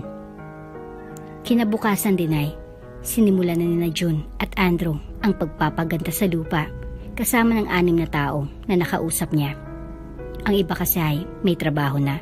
Pero kung gusto magtrabaho sa lupa ay walang problema. Nakatanaw naman sina Paulito at Maya sa mga trabahador. Napakaswerte ni Andrew sa iyo, Maya. Lagi mo siyang suportado sa lahat ng mga balak niya. Grabe kanya ipinagmalaki sa akin. Kaya nasa tamang panahon din ang paghanap ko sa kanya. Dahil kung maaga ko siyang nahanap baka hindi kayo nagkakilala. Sabi ni Paulito. Ako pong maswerte sa kanya, Lolo. Napakabuting asawa. Napakaresponsable. Ginagawa ang lahat para sa pamilya. Kaya hindi ako nagsisisi na pinakasalan ko siya dahil iba siya. Anin kong kayamanan kong makapangasawa ko ng mayaman kung hindi naman payapang isip ko, di ba po ba? Tumango si Paulito. Tama ka dyan, Iha. Kaya bukas lilipat na kayo ng bahay. Sabi ng matanda. Tumango naman si Maya. Iyon ang new journey niya kasamang asawa. Makaraan na ilang oras. Natamnan na ang lupa. Nag-order na lang si Maya ng ulam sa karinderya. Hindi kasi siya pinagluto ni Don Paulito para hindi na siya mahirapan. Pagkapasok pa lang niya, nakangiti nang nakatingin sa kanyang dalawa. Niyaka siya ng mga ito. Hala, kamusta ka na? Isang buwan ka namin hindi nakita ha? Wika ni Anjanette. Oo nga eh, hindi ka malang bumibisita rito. Ang daming chismis kaming nasasagap no. Sa adaman ni Minerva, natawa naman siya saka ipinakita ang tiyan na medyo malaki na. Buntis ang ate niyo. Alam niyo naman asawa ko, overprotective. Sabi niya at may pakindat pa. Nagtawanan ng mga ito. Swerte mo naman kay Kuya Andrew. Iba ka talaga pumili, lalo at mayaman siya. Hasyendero pa, saan ka pa? Saan makahanap din ako yung mahirap pero hindi mo aasahan mayaman pala. Nangangarap na sabi ni Anjanette. Ngumiti lamang siya. Hindi ko nga yun ina-expect pero syempre magsisikap pa rin ang asawa ko para sa amin. Sabi ni Maya. Nag-order na siya ng ulam dahil nakapagluto na siya ng kanin. Nang matapos ay inilagay na iyon sa basket na dala niya. Bukas doon na kami sa bahay ni Lolo Paulito, titira. Iyon kasi ang gusto ng matanda at gusto rin ng asawa ko. Paalam niya. E di iwan mo na kami rito? Nakasimangot na sabi ni Minerva. Siyempre hindi no. Bakit ko naman gagawin yun eh? Mahal na mahal ko kayo. Bibisita pa rin ako at lalabas para kumain. Na-excite naman ang mga ito. Alam mo ba na deserve mo mga bagay na nakakamit mo ngayon? Napakabuti mo kasi at mapagmahal na asawa. Hindi ka rin materialistiko. Kaya ibinigay sa iyo ng swerte. Puno ng sinseridad na sabi naman ni Anjanette. Nagpasalamat siya sa mga ito at nagpaalam na. Pagka-uwi ay nasa labas na ng bahay ang mga trabahador. May malaking puno doon na pwedeng pagsilungan. May mahabang mesa at monoblock chair. Ipinatong niya sa mesa iyon. Akmang bubuksan niya iyon at ihanda. Pinigilan siya ni Andrew. Mahal ako na rito. Mupo ka na lang. Hayaan mo ako. Gusto ko ako lang pinagsisilbihan mo. Huwag tong mga mokong na to. Biro naman ang kanyang kabiyak. Natawa naman ang mga ito. Maging si Paulito ay natawa rin. Tulong-tulong na silang naghanda ng pagkain. Makikita ang saya sa mukha nila habang nasa harap ng pagkain. Kinaumagahan, nakahanda ng mga gamit ni Maya at Andrew. May darating na sasakyan na maghahakot ng kanilang gamit. Gagawin na lang tambayan o kainan ang bahay. Nagtulong-tulong ang mga kalalakihan para may ilabas ang mga gamit. Ilang sandali lang lumipas ay may dumating ng mini truck. Huminto iyon sa tapat ng bahay ni Maya. Nagtulong-tulong naman ang lahat para mailagay iyon sa truck. Naku, mamimiss ka namin Andrew at Maya. Hindi na namin kayo makikita araw-araw. Emotional na sabi ng isa sa asawa ng magsasaka. Bibisita kami rito twice a month. Mamimiss din namin kayo. Emotional na sabi rin ni Maya at niyakap ang ginang. Maging sina Anjanette at Minerva naroon para formal na makapagpaalam sa kaibigan. Basta bibisitahin mo kami ha? Takasimangot naman na sabi ni Minerva. Natawa naman ng mahina si Maya. Oo naman, makakalimutan ko ba kayo? Siyempre hindi. Sabi niya. Nang makasakay ng mga gamit, nagpaalam na sila. Si Fernan ang sumundo sa kanila. Nagpaiwan ng matanda. Nang makasakay, pinasibad na iyon paalis ni Fernan. Wala pang isang oras ay nakarating na sila sa bahay. Pinagbuksan sila ng katulong. Pumasok na sila ng bahay. Ganun na lang ang gulat ng mag-asawa nang may confetti sa nalaglag sa uluhan nila. May nakasabit na welcome home. Bumaba si Don Paulito. Welcome home.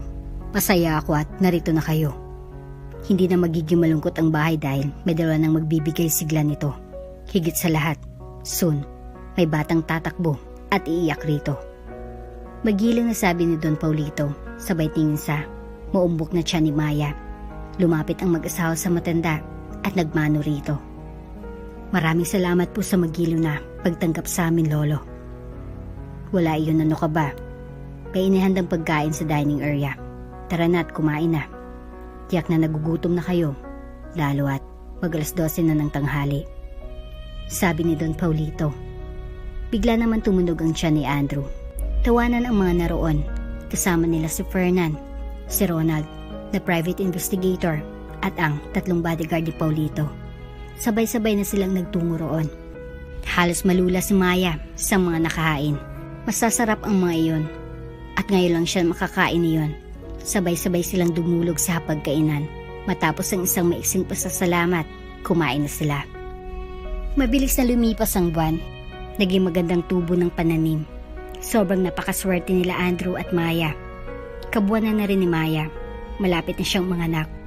Gabi iyon, kasalukuyan ang nakahiga sina Andrew at Maya sa kama. Hinihimas-himas naman ni Andrew ang tiyan ni Maya at nararamdaman ang pagsipa niyon. Natawa si Andrew. Mukhang alam ni baby na ako ang papa niya. Natutuwang sabi ni Andrew.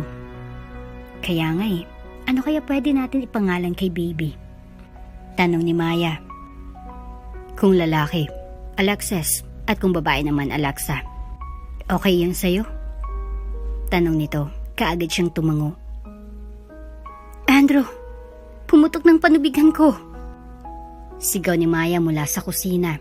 Mabuti na lang at nasa sala si Andrew kaya mabilis siyang nagpunta sa kusina. Nakita ni Andrew ang asawa na nakaupo at may tumutulong tubig sa hita. Dahil malakas at malaki ang katawan ni Andrew, mabilis niyang kinarga ang asawa at dinala sa sasakyan. Pagkapasok ko roon, mabilis niyang pinausad ang sasakyan patungo sa pinakamalapit na ospital. Nang makarating roon, kaagad silang inasikaso ng nurse. Isinakay sa stretcher si Maya patungong delivery room. Kayo nang bahala sa misis ko, Nurse Kay. Sabi ni Andrew. Labis siyang nag-aalala sa kanyang asawa. Yes sir, kami na pong bahala. Huwag kayong mag-alala dahil magiging maayos si misis at si baby. Relax lang kayo dyan sir. Malumanin na sabi ni Nurse Kay. Nakahinga ng maluwag si Andrew. First baby kasi namin kaya hindi ko maiwasan. Aniya, ngumiti lamang ang babae at nagpaalam na napupunta na sa delivery room. Siya naman ay nagpunta sa mini chapel ng ospital para magdasal. Nang matapos, bumalik siya sa labas ng delivery room at naupo sa metal chair roon. Hinintay na may lumabas na nurse at doktor. Kumain ka muna apo, baka mamaya nagugutom ka na. Tinig iyon ni Don Paulito. Lumingon si Andrew at tinanggap ang alok ng matanda. 12:00 na rin kasi ng tanghali. Kanina kasi tumawag ito sa kanya at tinanong kung saang ospital dinala niya si Maya. Magiging tatay ka na apo ko. Magkakaroon na rin ako ng apo sa tuhod. Ang sarap sa pakiramdam. Sabi ng matanda. Ngumiti naman si Andrew. Noon pinoproblema namin ang magiging gastusin sa panganganak ni Maya. Pero nung dumating kayo Lo, hindi na namin iyon naging problema. Maraming salamat dahil lalaki ang bata na may maginhawang buhay at hindi mararanasan ng buhay na naranasan ko noon. Emotional na sabi ni Andrew. Hinawakan naman ni Don Paulito ang kamay ng apo. Andrew, lahat ng mayroon ka ngayon ay dahil sa pagsisikap mo. Ako lang naging instrumento para magkaroon ka ng puhunan. Pero ikaw pa rin ang gumawa ng kapalaran mo. At syempre, nasa itaas ang gumawa ng paraan para magkita tayo. Madamdamin na sabi ng matanda. Ngumiti at nagpasalamat si Andrew. Nag-usap silang maglolo ng tungkol sa pamamalakad niya sa lupain. Hanggang sa bumukas ang pintuan ng delivery room at lumabas ang doktor ng babae. Napatayo ang dalawa at sinalubong ang nakangiting doktor. A healthy baby boy po ang ipinanganak ng asawa ninyo, sir. Napakapogi. Napangiti si Andrew. Sinadya talaga nilang mag-asawa na huwag magpa-ultrasound para maging sorpresa ang gender ng anak. Pwede ko na ba siyang makita, Doc? Mamaya na lang po, sir. Ililipat pa po siya ng silid. Maiwan ko po muna kayo. Congratulations po, dahil ama na kayo. Masaya nitong sabi. Matapos magpasalamat ni Don Paulito at Andrew sa doktor, umalis na rin ito. Ay Junior na tayo sa bahay. Hindi na ako makapaghintay na makitang lumalaki ng apo ko. Hindi na ako mapaghintay na may batang tumatawa, umiiyak, at sumisigaw sa bahay. Excited na sabi ni Don Paulito. Ako din po, Lolo. Excited na akong makitang lumalaking anak ko. Excited na akong maging tatay. Bakas ang saya sa mukha ni Andrew. Ilang sandali lamang bumukas ng delivery room. At inilabas si Maya na nasa stretcher. Dinala nila si Maya sa isang pribadong silid. Sumunod na lamang si Andrew at Don Paulito. Nang maayos na ang lahat, pumasok na ang maglolo. Si baby, anong oras namin siya makikita? Tanong ni Andrew. Maya-maya, sir. Mga 15 minutes ihatid po namin rito. Nakangiting sabi ni Kay. Matapos magpasalamat, umalis na rin ang babae. Naupo na lamang muna sila sa sofa habang pinagmamasdan ang tulog na si Maya. Makikita sa mukha nito ang pagod. Nagising si Maya dahil sa pakiramdam niya na may humaplos sa kanyang buhok. Dahan-dahan niyang iminulat ang mga mata. Nakita niya si Andrew na siyang may gawa niyon. Nagtama ang kanilang mga mata. Kamusta ng pakiramdam mo? Ayos ka lang ba? Wala bang masakit sa'yo para masabi ko sa nurse? At asikasuhin ka? Nag-aalalang tanong ni Andrew. Napaka-concerned talaga ni Andrew sa kanya, kaya minamahal niya ito araw-araw. Okay lang ako, huwag kang mag-alala sa akin. Siyempre, kahit papaano ay, mabigat ang pakiramdam ko dahil sa panganganak ko. Pero ayos lang iyon, ang mahalaga ay, naisilang ko ang panganay natin. Aniya at ngumiti. Thanks God, dahil naging maayos ang lahat. Puno ng pasasalamat na sabi ni Andrew. Ngumiti lamang siya. Andrew, nasan si baby? Tanong ni Maya. Lumingon si Andrew sa likuran kung saan naroon si Don Paulito at kalong ang sanggol. Mukhang hindi napansin na gising na si Maya dahil ang atensyon ay na kay baby Alexis. Napatingin sa kanilang matanda. Nako, gising ka na pala, Maya. Pasensya ka na, hindi ko napansin. Abala kasi ako sa pagtitig dito sa gwapo kong apo. Sabi nito na may malapad na ngiti sa mga labi. Natawa na lamang ang mag-asawa. Ayos lang po, Lolo. Sige, kargay niyo muna. Malumanay na sabi ni Maya. Nako, hindi. Kailangan mo nang kargayin si baby. Ibibigay ko na siya sa'yo. Ibinigay ni Paulito ang sanggol kay Maya. At hindi mapigilan ng babae na tumulo ang maluwas sa mga mata habang pinagmamasdan ng anak. Ganun palang pakaramdam kapag naisinilang mo ang sanggol sa loob ng iyong sinapupunan sa loob ng 9 na buwan.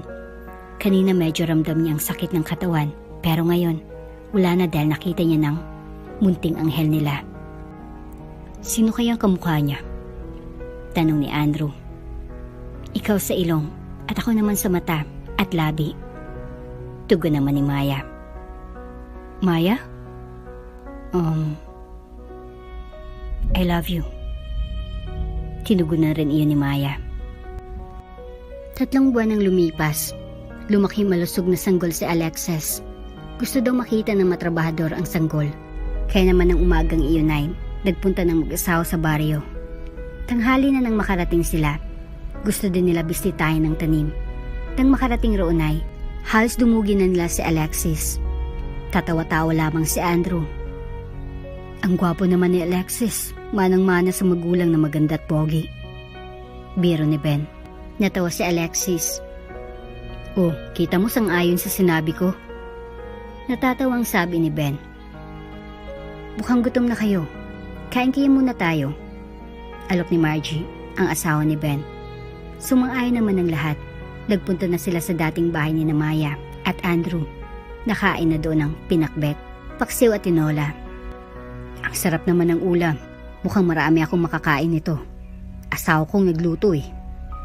Sabi naman ni Ben na hinimasimas pa ang tiyan. Hindi lang naman asawa mong nagluto. Asawa ko rin ha? Sabi naman ni June. Tawanan ang mga naroon. Halina kayong dalawa at kumain na. Gutom lang iyan. Sabi naman ni Margie. Nagsalo-salo na sila.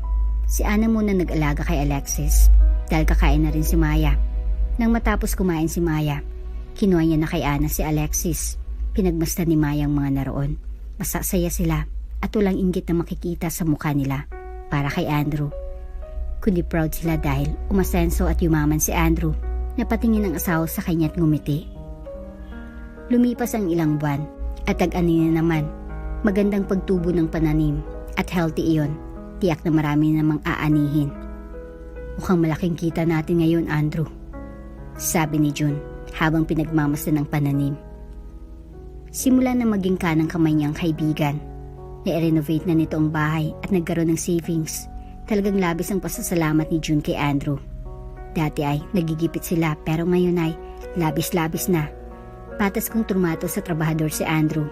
Lahat ng mga trabahador ay sa mga ginagawa. Hindi nila inaabuso ang kabaitan ni Andrew. Dahil sa mas may naipon na si Andrew, nagnegosyo siya ng bigas sa bayan na namamahala ay si Ben. Pakyawan iyon at pwedeng pabenta ng mga nais magnegosyo ng bigas. Kaya nga pagkatapos nito, magkakaroon tayo ng outing sa isang beach resort ni Lolo para naman ma-relax tayo mula sa pagtatrabaho. Isama niyo mga iyong kamag-anak at asawa. Sabi ni Andrew. Nanlaki ang mga mata ng mga ito. Naku, maganda iyan, boss. Tiyak na mag-enjoy tayo at ang pamilya namin. Excited na sabi ni Samuel, isa sa mga trabahador ni Andrew.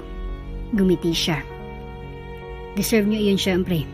Pag-ari naman yung Lolo Paulito kaya hindi na natin kailangan ng entrance. Pagkain na lang. Sabi niya. Masayang masaya ang mga naroon sa sinabing iyon ni Andrew. Hindi lang kumita ang goal ni Andrew. Gusto niya iparamdam sa mga trabahador ng tauhan ang turing niya sa mga ito kundi kaibigan at kapatid. Ano ba naman yun minsan lang mag-unwind sa loob ng isang taon. Dahil may mga lupa sa iba't ibang panig ng probinsya si Don Paulito. Si Andrew na nagmamanage nun.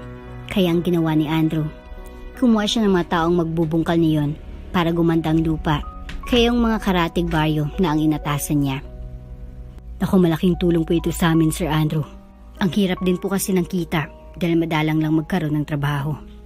Sabi ng isang trabahador. Wala iyan kuya. Gusto ko lang din makatulong sa kapwa ko magsasaka at para may kabuhayan ang mga kalalakihan rito. Wika ni Andrew. Nagpasalamat ng mga ito dahil hindi pa lubos na nakilala ni Andrew ang mga trabahador. Inatasan niya sa Fernando na magbantay roon. Kalapit bayan lang naman iyon. Kaagad naman iyong tinanggap ni Fernando. Binisita pa ni Andrew ang ilang mga lupain at nag-hire ng mga trabahador roon. Pinabantay sa mga pinagkakatiwalaan niyang tao. Gabi na nang makauwi siya. Nadatnan niyang asawa na nagluluto ng hapunan. Ang kanyang lolo naman ay may kausap sa telepono tungkol sa ibang negosyo nito. Lumapit siya sa asawa at niyakap ito. Pasensya ka na kung ngayon lang ako nakauwi, mahal. Masyado ako naging busy. Babawi ako bukas. Lalabas tayo ni na Alexis. Humarap naman si Maya kay Andrew. Okay lang, naiintindihan ko. Ngayon ka lang naman ginabi ng uwi, kaya ayos lang. Ang mahalaga dun, hindi babae ang dahilan kung bakit ka ginabi. Biro ni Maya. Natawa naman si Andrew. Bakit naman kita ipagpapalit sa iba, Maya? No way. Hindi na ako makakahanap ng katulad mo. Malambing na sabi ni Andrew. Napatingin ang mag-asawa ng may tumikim sa kanilang likuran na walang iba kundi si Paulito. Tumayo ang matanda. Aalis na muna ako. nilalanggam ako eh. Kunwari galit-galitan itong sabi, saka umalis na. Natawa naman ang mag-asawa. Ganun ang kanilang lolo Paulito, kaya alam nilang biro lang iyon. Bakit ikaw nagluluto? Si Manang ba nag-aalaga kay Alexis? Tanong ni Andrew. Oo, siya nga. Ang sabi ko, ako muna magluluto dahil na-miss kong magluto at siya na muna nag-alaga kay Alexis. Paliwanag ni Maya na kumuha ng yaya. Mas gusto niyang siyang mag-alaga kay Alexis. Iba pa rin kasi kapag may nanay na nag-aalaga sa anak. Naroon iyong love at malasakit. Maagang nagising si Maya ng umagang iyon. Matapos padedehin ang anak, nagtungo siya sa freezer at kinuha ang cake na binili niya kahapon. Birthday ni Andrew ngayon at gusto niyang surprisahin ng asawa. Kinuha niya iyon at dinala sa kwarto nila ni Andrew. Hindi pa rin gising ang asawa. Pagod kasi ito dahil ginabi ng uwi para bisitahin ang malupain na natatamnan ng bigas. Pinakatitigan niyang asawa hanggang sa magmulat ito ng mga mata. Nagkatitigan sila. Good morning, mahal. Mukhang maaga kang nagising ngayon. Tanong nito. Ngumiti si Maya. Oo, pinadede ko kasi si Alexis. At syempre, may inasikaso ako. Sabi ni Maya sabay kindat. Kumunot ang noo ng asawa. Ano naman ang inasikaso mo? Kinuha ni Maya ang cake na nasa ibaba ng kama at ipinakita iyon kay Andrew. Ito, happy birthday mahal ko. Binili ko ito kahapon. Nakangiti niyang sabi. Thank you mahal. Hindi ko alam na birthday ko pala ngayon. Nakalimutan ko sa dami ng inaasikaso. Wika ni Andrew na natatawa. Niisip ko rin. Kaya ako na itong gumawa ng paraan para maalala mo. Nagtawanan sila. Blow the candle and make a wish mahal ko. Ipinikit ni Andrew ang mga mata at nag-usal ng maikling dasal. Pagkatapos niyon ay hinipan nito ang kandila. Pumalakpak ng mahina si Maya at baka magising si Alexis.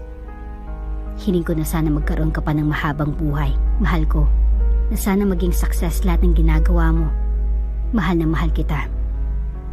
Hinalikan ni Andrew si Maya ng buong pagsuyo at pagmamahal. Itinabi na muna niya ang cake sa bedside table.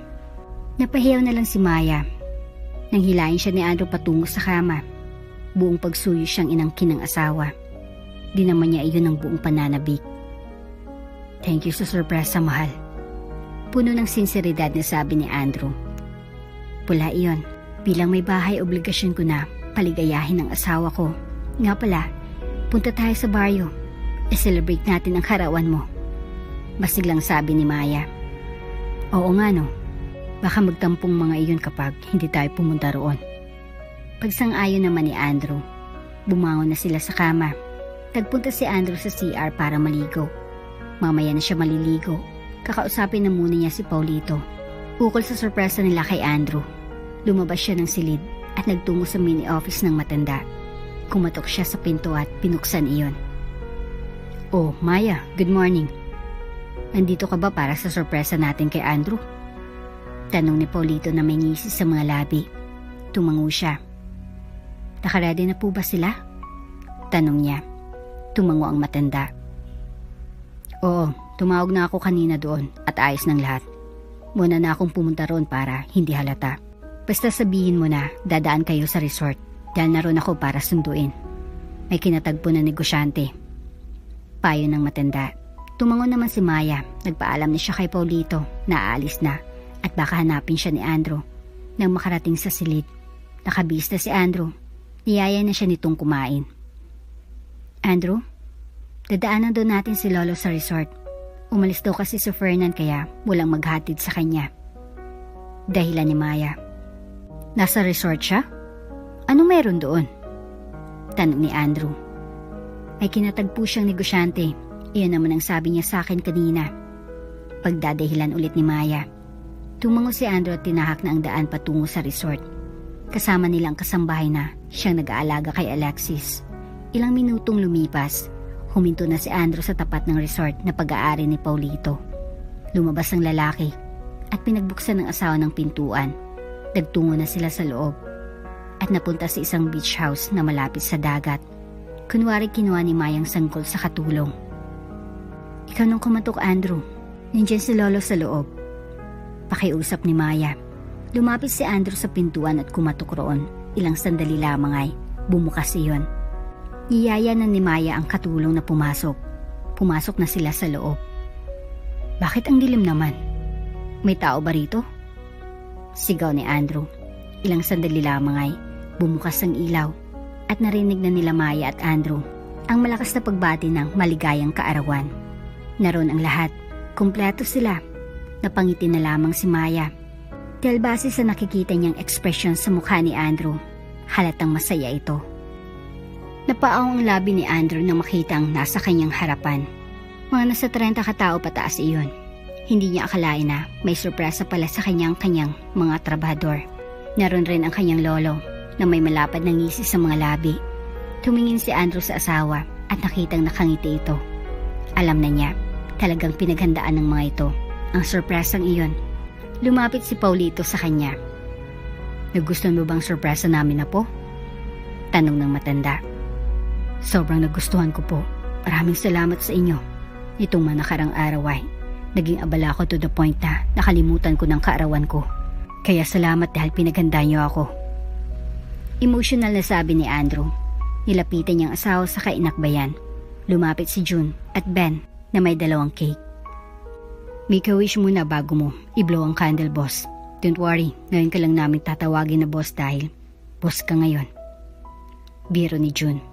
Nagtawanan ang mga naroon. Pumikit si Andrew. Hiling ko na mas lalo pang maging maganda, maayos at matagumpay tayo sa mga ginagawa natin para sa pamilya at mas marami pa tayong matulungan. Palakpakan ng mga naroon nang matapos sipan ni Andrew ang kandila. Namanga si Andrew sa dami ng handa na nakahain sa mesa. Nagtulong-tulong kami para mabigyan ka namin ng hindi man ingrande pero masayang birthday. Nagustuhan mo ba, Boss Andrew? Tanong ni June. Gustong-gusto nang sabihin ni Andrew na huwag siya nitong tawagin na boss pero dahil birthday naman daw niya ay hinayaan na lamang niya. Sobrang masaya ako ngayon.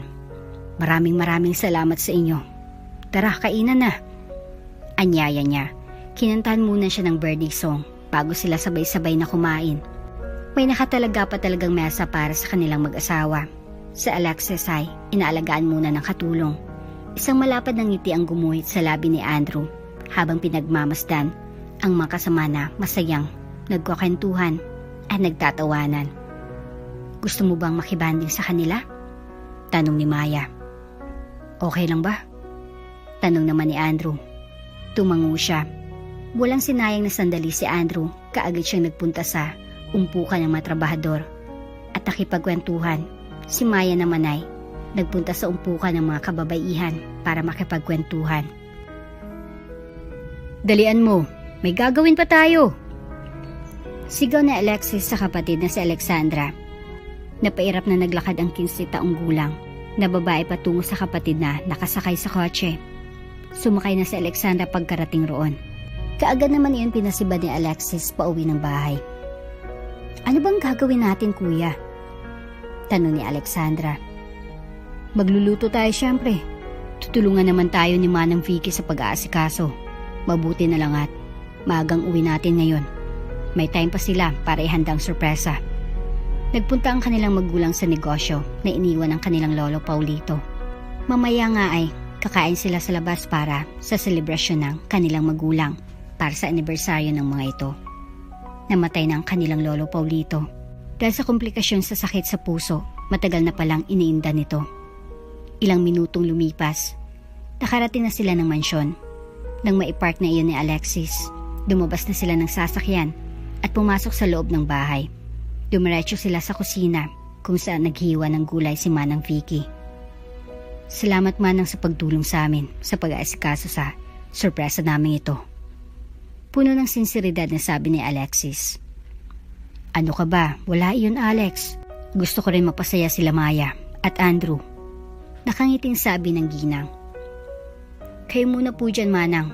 At pupunta lang kami sa itaas para asikasuhin po yung banner. Paalam ni Alexis. Sumang-ayon naman ang ginang at sinabi na tatawagan na lamang ang dalawa kapag tapos na ito sa ginagawa. Nagmamadaling umakyat ang dalawa dahil mahirap na at madatnan sila ng kanilang ina. Nagtulong si Alexis at Alexandra sa pag-aayos ng banner. Nang matapos dinala nila iyon sa ibaba, sa may salas, at isinabit. Inilagay na rin nila sa di kalakihang mesa ang cake. Nagpunta ng magkapatid sa kusina para tulungan si Manang Vicky sa paghanda ng pagkain. Nagluto si Manang Vicky ng afritada at si Alexis naman ay inasikaso ang carbonara. Si Alexandra ay naglilinis sa sala. Carbonara, afritada at menudo ang niluto nila. Ayos na iyon. Ang mahalaga ay may inihanda sila.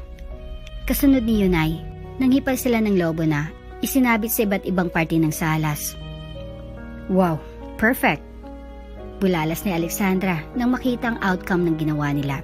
Naupo muna sila at hinintay si Maya at Andrew. Nang marinig ang pagbusina ng sasakyan, alam nilang ang mga magulang na nila iyon. Alexandra! Alexis! Tawag ni Maya. Inihanda na ng tatlo ang sarili malapit sa pintuan. Si Manang Vicky ang nagbukas ng pintuan. Nang bumukas ang pintuan at pumasok ang mag-asawa, isinaboy ni Alexandra ang confetti. Happy anniversary, Daddy and Mommy! Sigaw ni Alexis at Alexandra. Hindi maiwasan ng maluha ni Maya nang makitang sorpresa ng magkapatid sa kanila. Hindi niya akalain na may sorpresa ang mga ito sa kanila. Noon kasi panay flower o di kaya cake lang ang ibinibigay ng mga ito.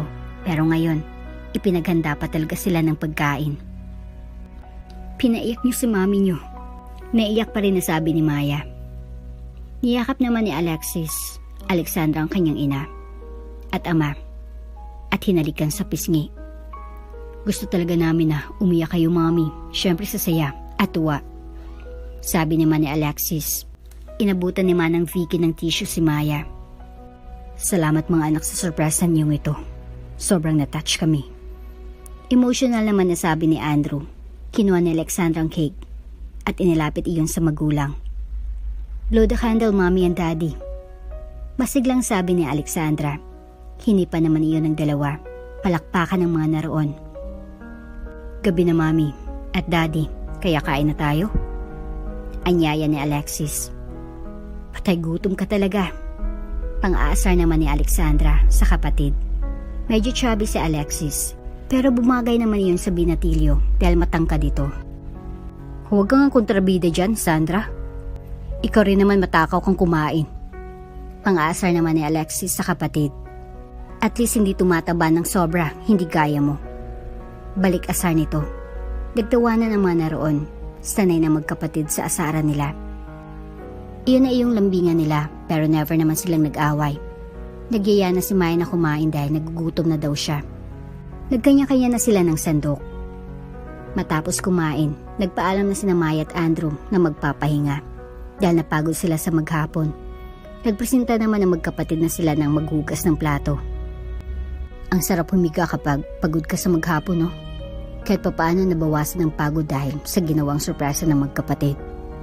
Sabi ni Andrew. Kaya nga napakaswerte natin sa kanila. Akmang idlip na sina Maya at Andrew nang marinig nila ang sunod-sunod na katok sa pintuan. Mommy, Daddy, gusto namin matulog dyan. Boses iyon ni Alexis. Napabuntong hininga si Andrew. Hayaan mo na, Andrew. Gift natin sa kanila dahil sa effort na ginawa nila sa atin. Tumayo si Maya at binuksan ng pintuan. Iyakap siya ng dalawa. Pwede dito muna kami. Miss na po namin kayo eh. Paglalambing ni Alexandra. Sure anak, higa na kayo sa kama. Nasa dulo si Alexis, sumunod si Andrew, Maya at nasa dulo si Alexandra. Hindi naman malalaglag ang dalaga dahil may harang iyon. Niyakap ni Alexandra si Maya. Napangiti naman ang babae. Actually, may sasabihin sana si Maya kay Andrew. Pero ayos na rin na malaman iyon ng kanilang anak. Diba Alexandra, matagal mo nang hiningi na magkaroon ng bunsong kapatid? Tanong ni Maya sa dalagita. Yes, Mommy. Bakit buntis ka po ba? Ngumiti ng malapad si Maya. Yes, buntis ako. May bunso na kayong kapatid. Bulalas ni Maya. Maging si Andrew at Alexis ay napatayo pero makikita sa mukha nila ang saya. Niyakap siya ng magkapatid at nagpasalamat dahil may bunso na silang kapatid. Sana babae para may kakampi ako kapag binubuli ako ni Kuya. Pagmamaktol ni Alexandra. Natawa na lamang si Alexis. Kahit naman binubuli kita, love kita. Nagkatinginan sina Maya at Andrew at napangiti. Tiyak na may spoil ang bunso nilang kapatid dahil sa dalawa. At dito na nga po nagtatapos ang ating kwento. Hanggang sa muli. Kung bago ka pa lang sa channel Leto, ibang kwento ni Ate Jane, istorya mo, ikwento ko. Huwag kalimutang pindutin ang notification bell at subscribe button.